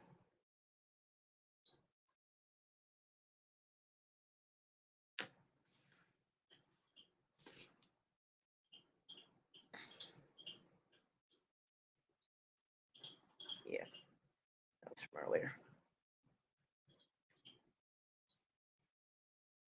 So I hope my mom has a good Christmas with people today and she doesn't get too upset by my child, who I am not exactly happy to acknowledge as mine right now. So I guess it's a reverse situation. Usually the kids don't acknowledge me as their mom.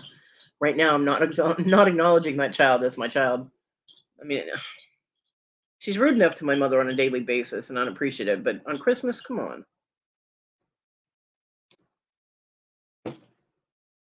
Just rude as fuck.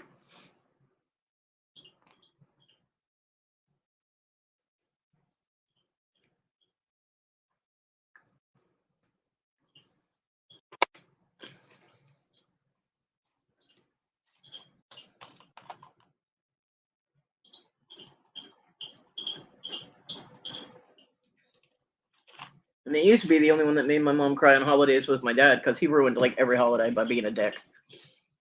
So apparently my child has decided to take that job over.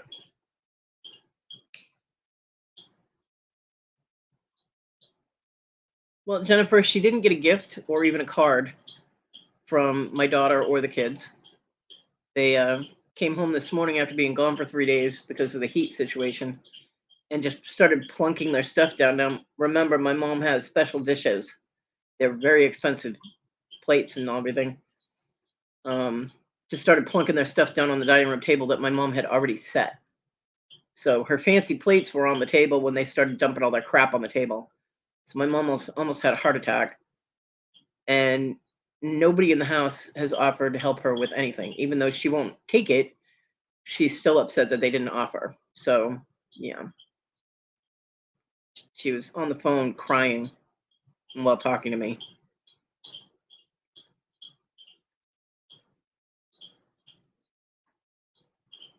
So, yeah. And the fact that the boyfriend didn't offer to help with anything either, even though he worked all night, he should have been like, well, let me get a couple of hours of sleep and, I'll help you with anything you need. Because that would be what John would do. John actually probably wouldn't even have gone to bed. But no, the boyfriend was in the room, had already gone to bed. And his 13-year-old, now my mom is watching the 13-year-old because Desiree, of course, will not. She's actually probably sleeping too. I don't know. But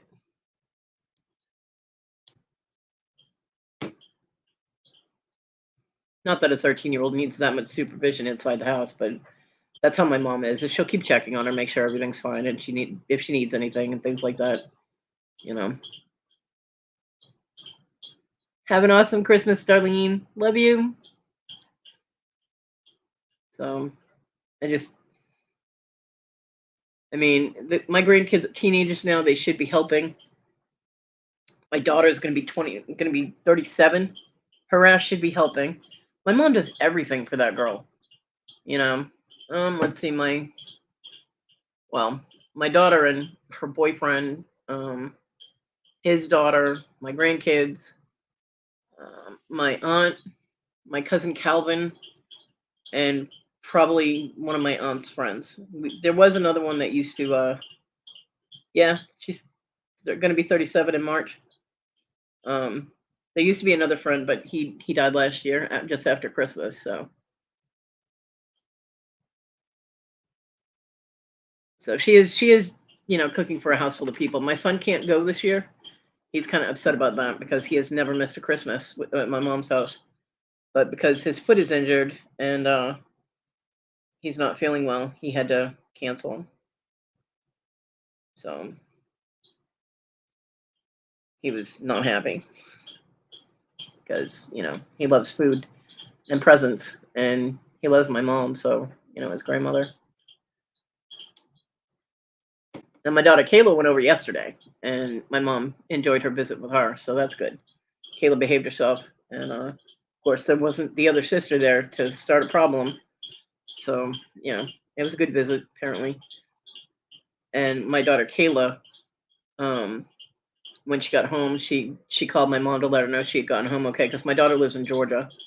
Kayla lives in Georgia, and so she called my mom, let her know she got home okay.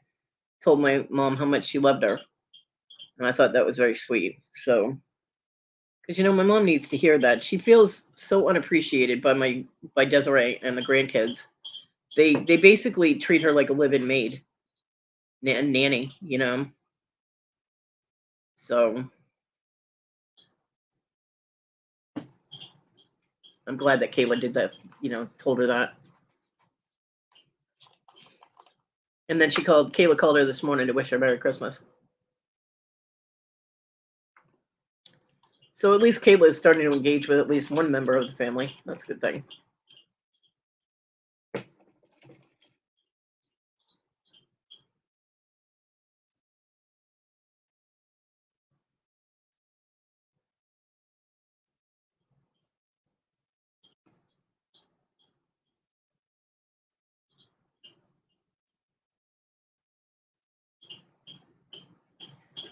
Yeah, my mom is one of those people that will set a plan in her head about how the day is going to go, and then she's anxious the whole day and snaps at people, and she gets grumbly and irritated if anything goes astray from that plan. She gets very upset. But that's why she won't let everybody help, because she wants to do everything herself to make sure it's the way she wants it. Yeah. Well, that's because of all those other drinks you had yesterday, Enzo. So, I mean, I tried to help her out one of the Christmases I was over there, because she turned bright red all of a sudden and almost fell over, and it scared the crap out of me. And I made her sit down for like 15 minutes. She goes, "But there are things I have to get done." I was like, "You sit, or I'll sit on you." You know. I'm really hoping that you meant pups, young pups. But she wouldn't let me do anything. She was like, "No, I'll do it." I'm like, "Mom, I'm capable of putting vegetables in a bowl. I'm not going to ruin the dinner." But she doesn't trust anybody to do things the way she would do it. So she gets all upset. But I did make her sit down for a good 15, 20 minutes until the color normalized and she wasn't dizzy anymore. That scared the crap out of me. I thought my mom was going to have a heart attack on Christmas. I was like, sit down. Nobody else in the house was saying anything. I mean, it's the middle of Christmas Day. Everybody's just walking around her. My aunt was like, "Oh, Francis, are you okay?" And then walked away. Didn't even wait for an answer. I'm like, "What the hell is wrong with you people?" I mean, every single person in that house should have jumped to be like, "Okay, well, we'll finish up dinner for you," because all that was left was to plate it and put it on the table. These people aren't capable of doing that. I was mad, but she held on to me so I couldn't get away and do the things that needed to be done. So dinner was delayed by a few minutes while my mom, recovered from whatever it was that happened. And then she finished everything. And I even tried to let me do the dishes, and she wouldn't even let me do that. It's just mom has to do everything herself. Like, ugh. But I did try. I mean, that's all she wants is the offer of help. She doesn't expect them or won't let them actually help, but she expected them to offer it. And they should have, and nobody did. They should not have come in and dumped all their crap on her, fancy, really expensive dinnerware. Um, not a not a thank you, not a compliment, nothing. I mean, not even a gift card. They didn't even get her an actual card. You know, like my mom didn't get a Christmas card from them, and the kids could have just written it down on a piece of paper or something. Merry Christmas, Mimi. And she would have been happy with that because they made the effort, but nothing. I'm like ungrateful little shits, all of them over there. So I don't know. That got me upset because I don't like talking to my mom, especially on Christmas morning when she's crying on the phone to me because she didn't even get a gift or a card or help, an offer of help. I mean,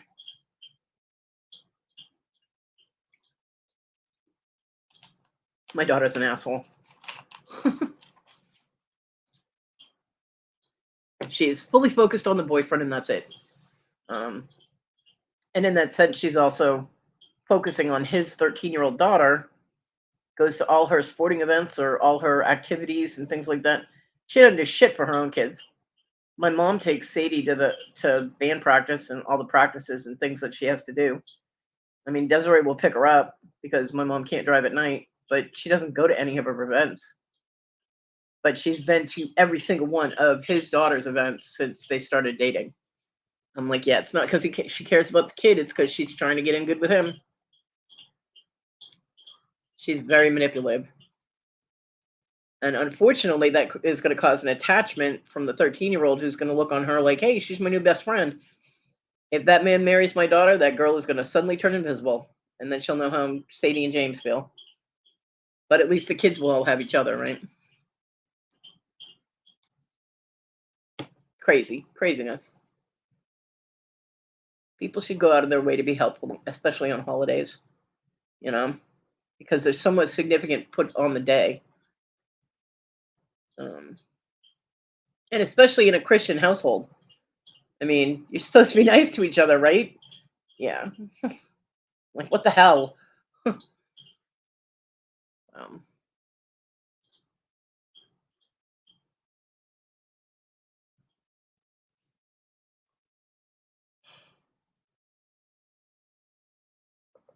oh, I'm tired.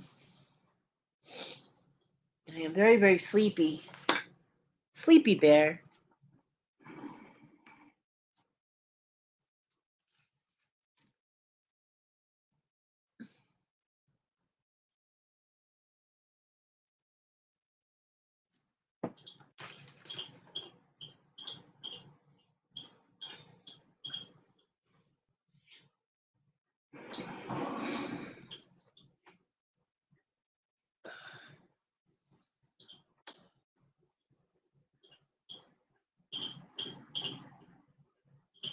My squeaky ceiling fan is driving me crazy right now. It seems to have gotten louder since it was mentioned.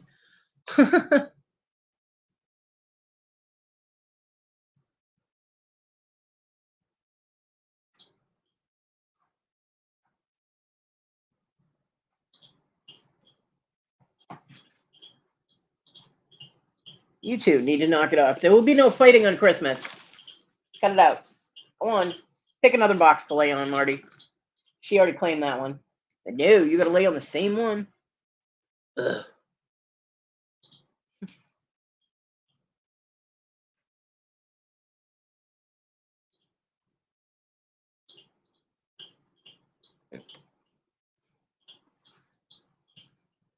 That's a weird. Oh no. That sucks, Jennifer.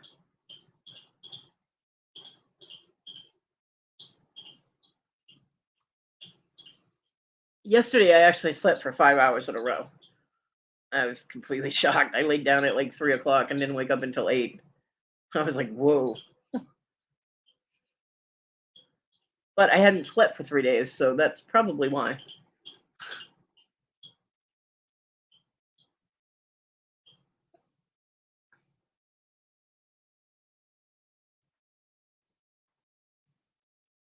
And for everybody that knows about my heat vent drama, my room is relatively toasty right now, so I'm good.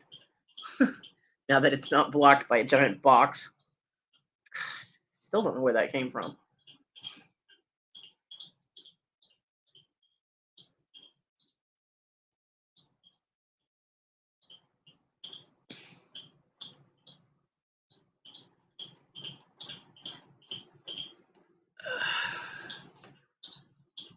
So I've been going about 2 hours and 12 minutes. So I'll probably go for another 20 minutes and then I'll shut it down for a little while. Because I'm going to grab a nap and wait for my mom.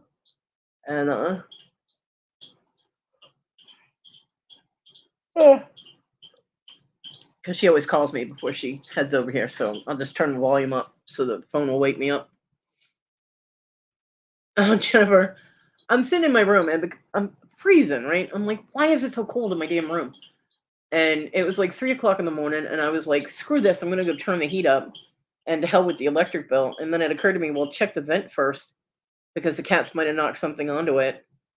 And so I painfully pulled myself across my bed to the head of my bed where the heat vent is, and there was this like 24-inch by 24-inch box on top of the vent. And I'm like, what the hell? Because I didn't put it there.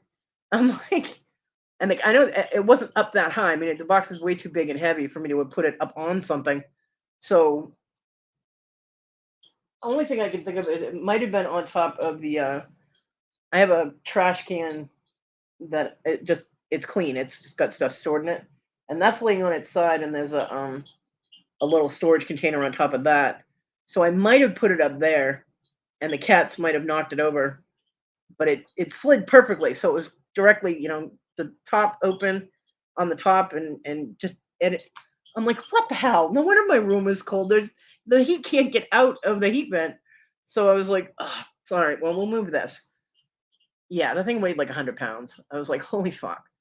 And I'm laying on my side diagonally across my bed. There was no room at the top of my bed to put my leg down in so I could use, my foot with leverage.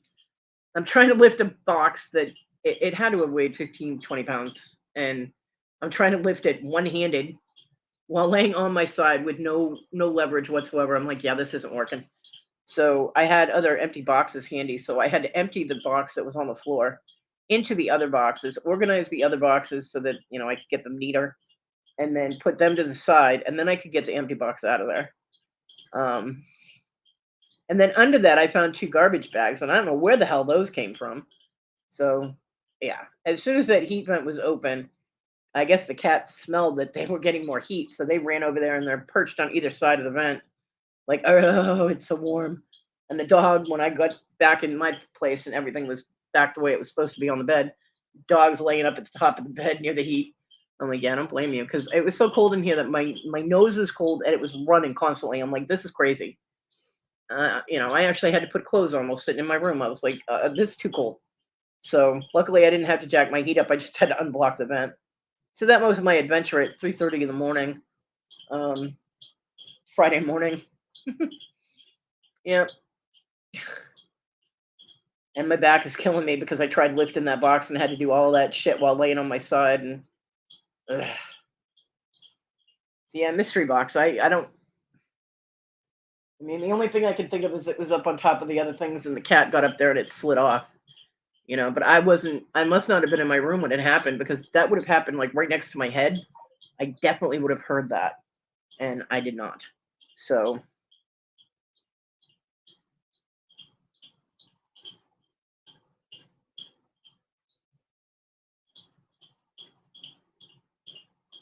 hold on one sec.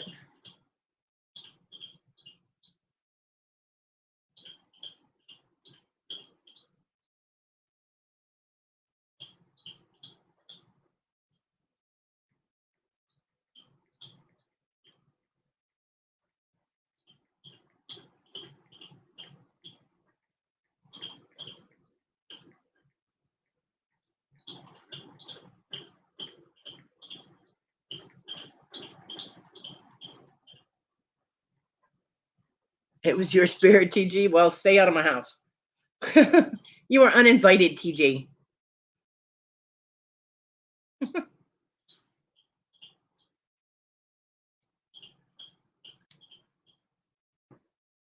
Silly.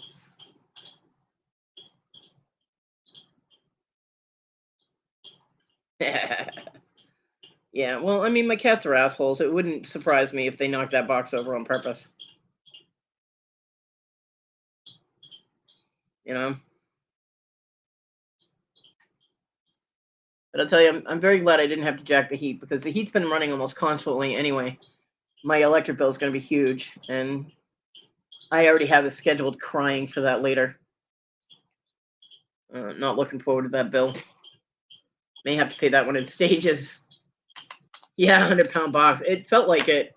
Trying to lift it at that angle. I mean, yeah, it. And then the little flap thing started to tear. Well, it would have slid on plastic, because the little storage box, and I think it was on, is plastic, so it would have just slid right off there. But yeah, I don't know. Because I know I'm not stupid enough to put a box on top of my heat vent,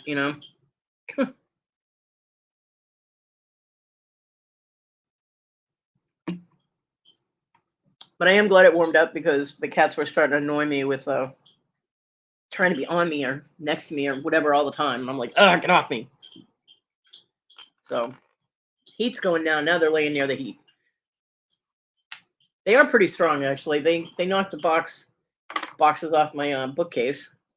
One of them was full of glass. Luckily, nothing broke, because I didn't want to have to clean up that mess. But then they kept knocking the box with the stuffed animals off of there. So I just had my mom put that in the storage room. I was finally got tired of putting it back up on the shelf. I'm like, screw it. No box for them then. Thing's been sitting there for, let's see, the cats are about 3 now. And we got them when they were 3 and 4 months old. The boxes have been sitting there this whole time. Now all of a sudden they knocked them over. I'm like, Yep. If this is your new favorite thing, knocking over boxes, I'm in trouble, because my whole room is boxes. Yeah. I don't know. I don't know when it got there. My room's been chilly, but it hasn't been noticeably colder until this cold snap came in. But when it got down to 10 degrees Thursday night, it was very, very cold in here. Almost, it felt like when my heat had broke, when the heat pump had broke, and I had to sit here with sweatshirt and covered in blankets and everything. And I was concerned about that. I thought that, I was like, oh my God, is my heat off or whatever? But I could hear it on. So, yeah. Well, no, because you still go in there. So yeah, I can't block them off in there. Hold on one sec. I'm still here. I just have to read something.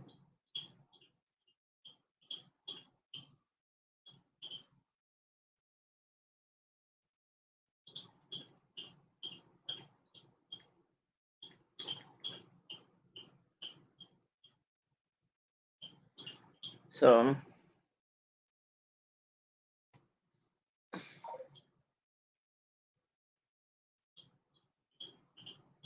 yeah, because I would have jacked my heat up, but it would have been for nothing. You know what I mean? Um, but yeah, we still use that other room. So if we close, well, the one heat vent we'd have to actually put something on top of because the toxic twins broke it. We can't actually close the vent itself. Um, they broke it.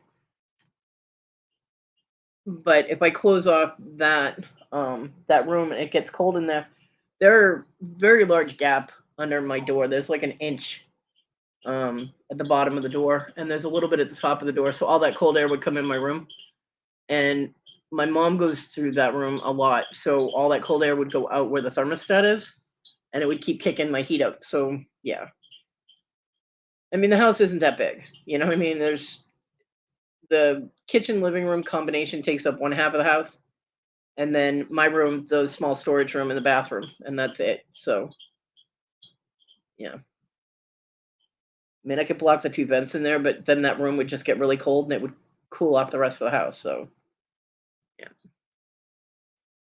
but yeah, and it occurred to me that my cats are assholes, and they could have knocked something down. I did have a book that they knocked over. They knocked it off a box, and it wedged and blocked 3/4 of my vent. So I know that the last time I was over at that end of the bed, um, was to rearrange things and to be able to grab that book. So I definitely would not have put something on top of the vent when I was trying to clear it. So it had to have just been them. Um,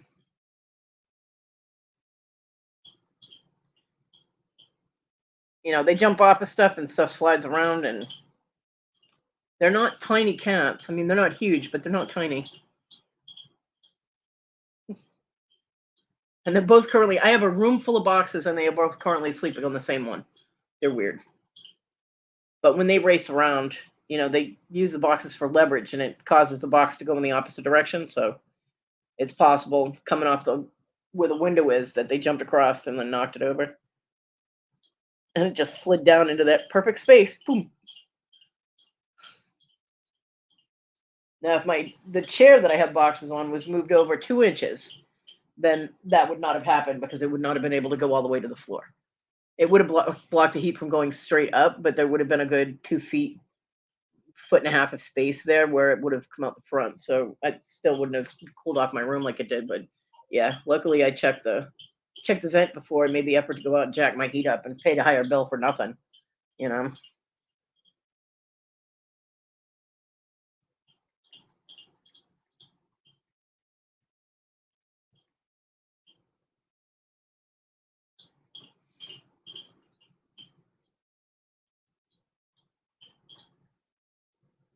So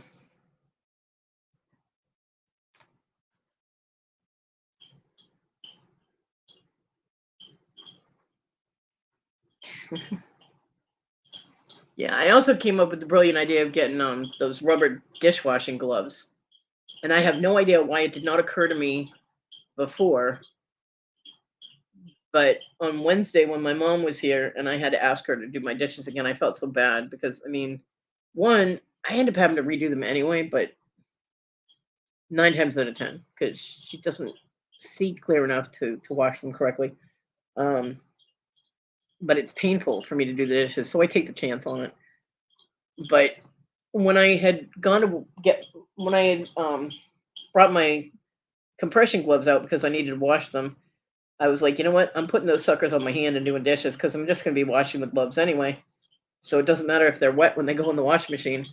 And I was actually able to handle the plastic storage containers with the sharp edges. I was actually able to handle those while I had the gloves on. So I don't know why it didn't occur to me then. But while I was sitting there smoking a cigarette and my mom's doing my dishes, and I'm feeling like the biggest piece of shit because my mom's doing my dishes, I was like, why don't I get dishwashing gloves? Because that would act as a buffer, and it would enable me to handle my dishes without it hurting. I'm like, oh, I'm an idiot. I'm like, wow, I'm stupid. So yeah, I told my mom, and she's gonna keep an eye out for them. I was like, you get them where you get the sponges. She goes, well, I'll look for them. I'm like, ugh. So hopefully she finds them. I told her not to get me pink ones. I'm not wearing pink. I don't care what it's for. Um, but yeah, so we're gonna see if that helps. and then I'll be able to do my own dishes and I'll feel better, which is weird this thing to say because I've always hated doing dishes, but it's a whole different thing when you can't do them to when you can, you know. When you're able to do dishes, you don't want to because you hate it. And when you can't do them, you just want to be able to do them yourself. So hopefully that'll help. And I won't have to wait for my hands to dry before I can move because even when you use, you know, a towel or something to dry off your hands, they're still damp and I can't put my gloves on when my hands are damp. Yeah. Well, it's just, I mean, you know, I'm 53. I should be able to do my own damn dishes. So it just bothers me brain wise. But I'm not able to right now. I mean, there are times that I am able to do them myself when my hands aren't too bad, but lately they've not been great. So hopefully the dishwashing gloves will work. I'm hoping. Because I really don't like dishes piling up. I don't like it at all.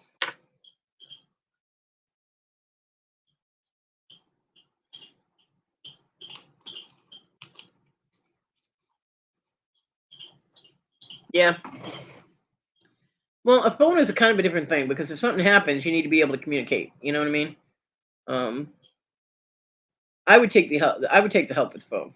Although there are government phones now that you can get smartphones, and I mean, I don't fully trust the government anyway. You know, they're spying like a motherfucker on those things. But um, you know, I needed my phone to have a really good camera on it, um, and so I paid more for this phone than I have ever paid for a phone. Um,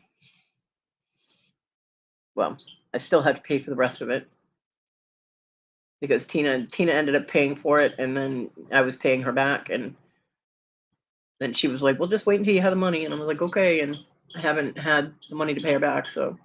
But I still remember that I owe her the money for it, and you know, tobacco and things like that she was sending me back, you know, a year ago.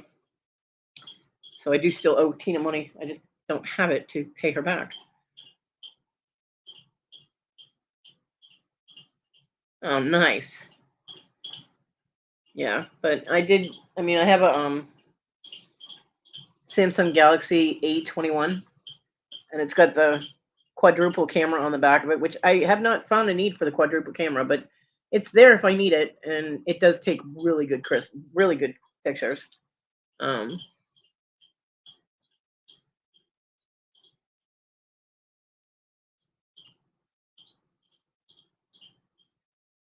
the last picture I took of my little Charlie Brown Christmas tree. Uh, I hadn't gotten Larry's card yet, so Larry's card's not on here, but I have my card from my Dibble and Bonnie Boo and Victoria.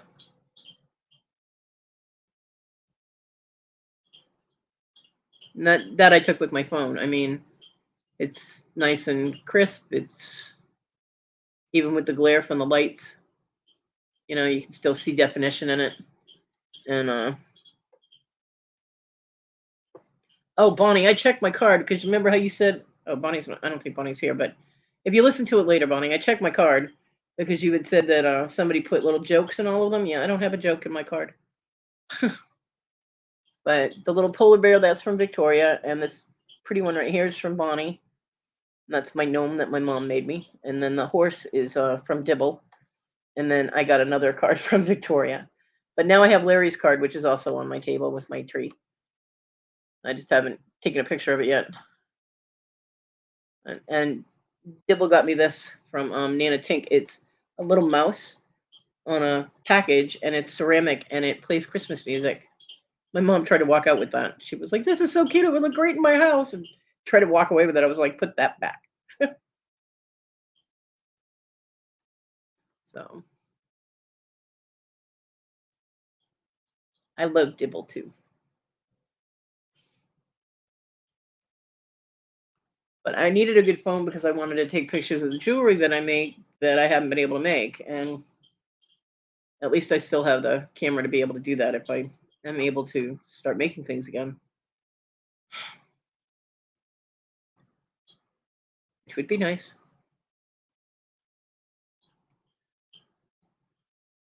And Ned Dibble sent me a diamond art painting, so I I don't have space to work on it. But when I get all this stuff out of my room, and I'm gonna get another little portable craft table like what my stuff sits on right now, my laptop and all my chunk.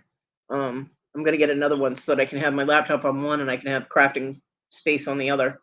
And I'm gonna have that, in this little area where I can have my beads and stuff next to my bed, so I don't have to travel to get my beads. And I'll just try and work on the, beading things, because the metal stamping and the flame work right now is not happening. Not with my eyes the way they are.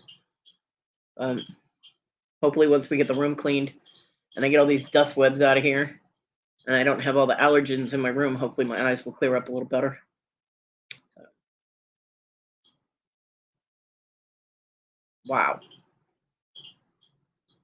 Yeah, it'll be a while. Wow. But I still can't display anything in my room because, my cats are assholes and like to knock everything on the floor. Right.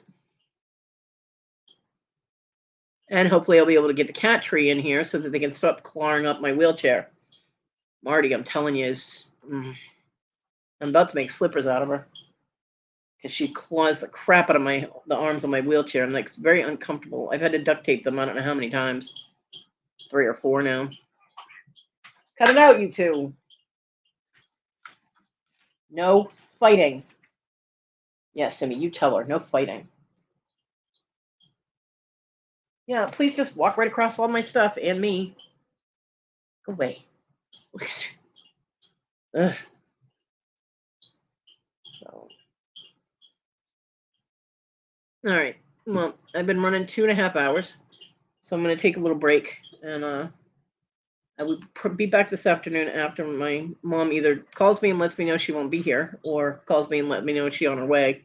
Once she goes home, then I'll be back, and yeah. So I hope everybody's having a great Christmas. If your Christmas is alone, if you're alone, at least I hope you have a peaceful holiday and it's not too sad for you. There are people that will be doing lives today. And I know Tracy Cake said that she was going to try and keep her chat open. I don't see that she's gone live yet. But keep an eye out. There are other people out there. And you're not alone, because all of us that don't have anybody around them, we're all here with you. Well, Iris, if you need to sleep, sleep. You know what I mean? Because it's a thing. And for everybody having difficulties, I hope everything works out for you and that things are okay. And I wish everybody a great day. And I will be back in a little bit. Like I said, my mom's having dinner right now. And then, visiting with people and doing cleanup and everything. So it'll probably be like 2:30, 3 o'clock. Hey, Tammy, you got here just as I was closing it. Merry Christmas. So it'll probably be 3 o'clock by the time she gets here, if she's able to come today.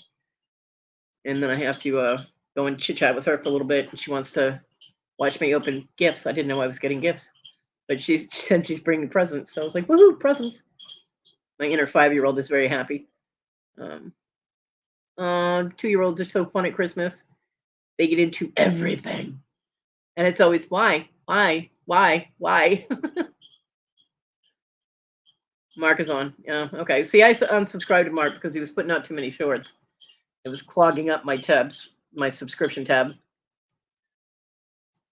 So, and I can't stand that picture of Trump behind him when he was going live, so I never went to his lives anyway. But yeah, way too many shorts for me. Will you stop running over on my stuff? Who's my dog? Don't step on my dog. I'm telling you, Marty got no sense of personal space whatsoever. But yeah, I will be back. So just hold out until I come back. You know what I mean? I love you guys. I appreciate you coming and hanging out with me. I do. You keep me as sane as possible. I'm not going to say completely sane because we all know that's not happening, but you keep as sane as possible. And I love you guys for being in my life. I do. So I hope everybody is having a good Christmas. I do. And I will talk to you guys later. Bye, everybody.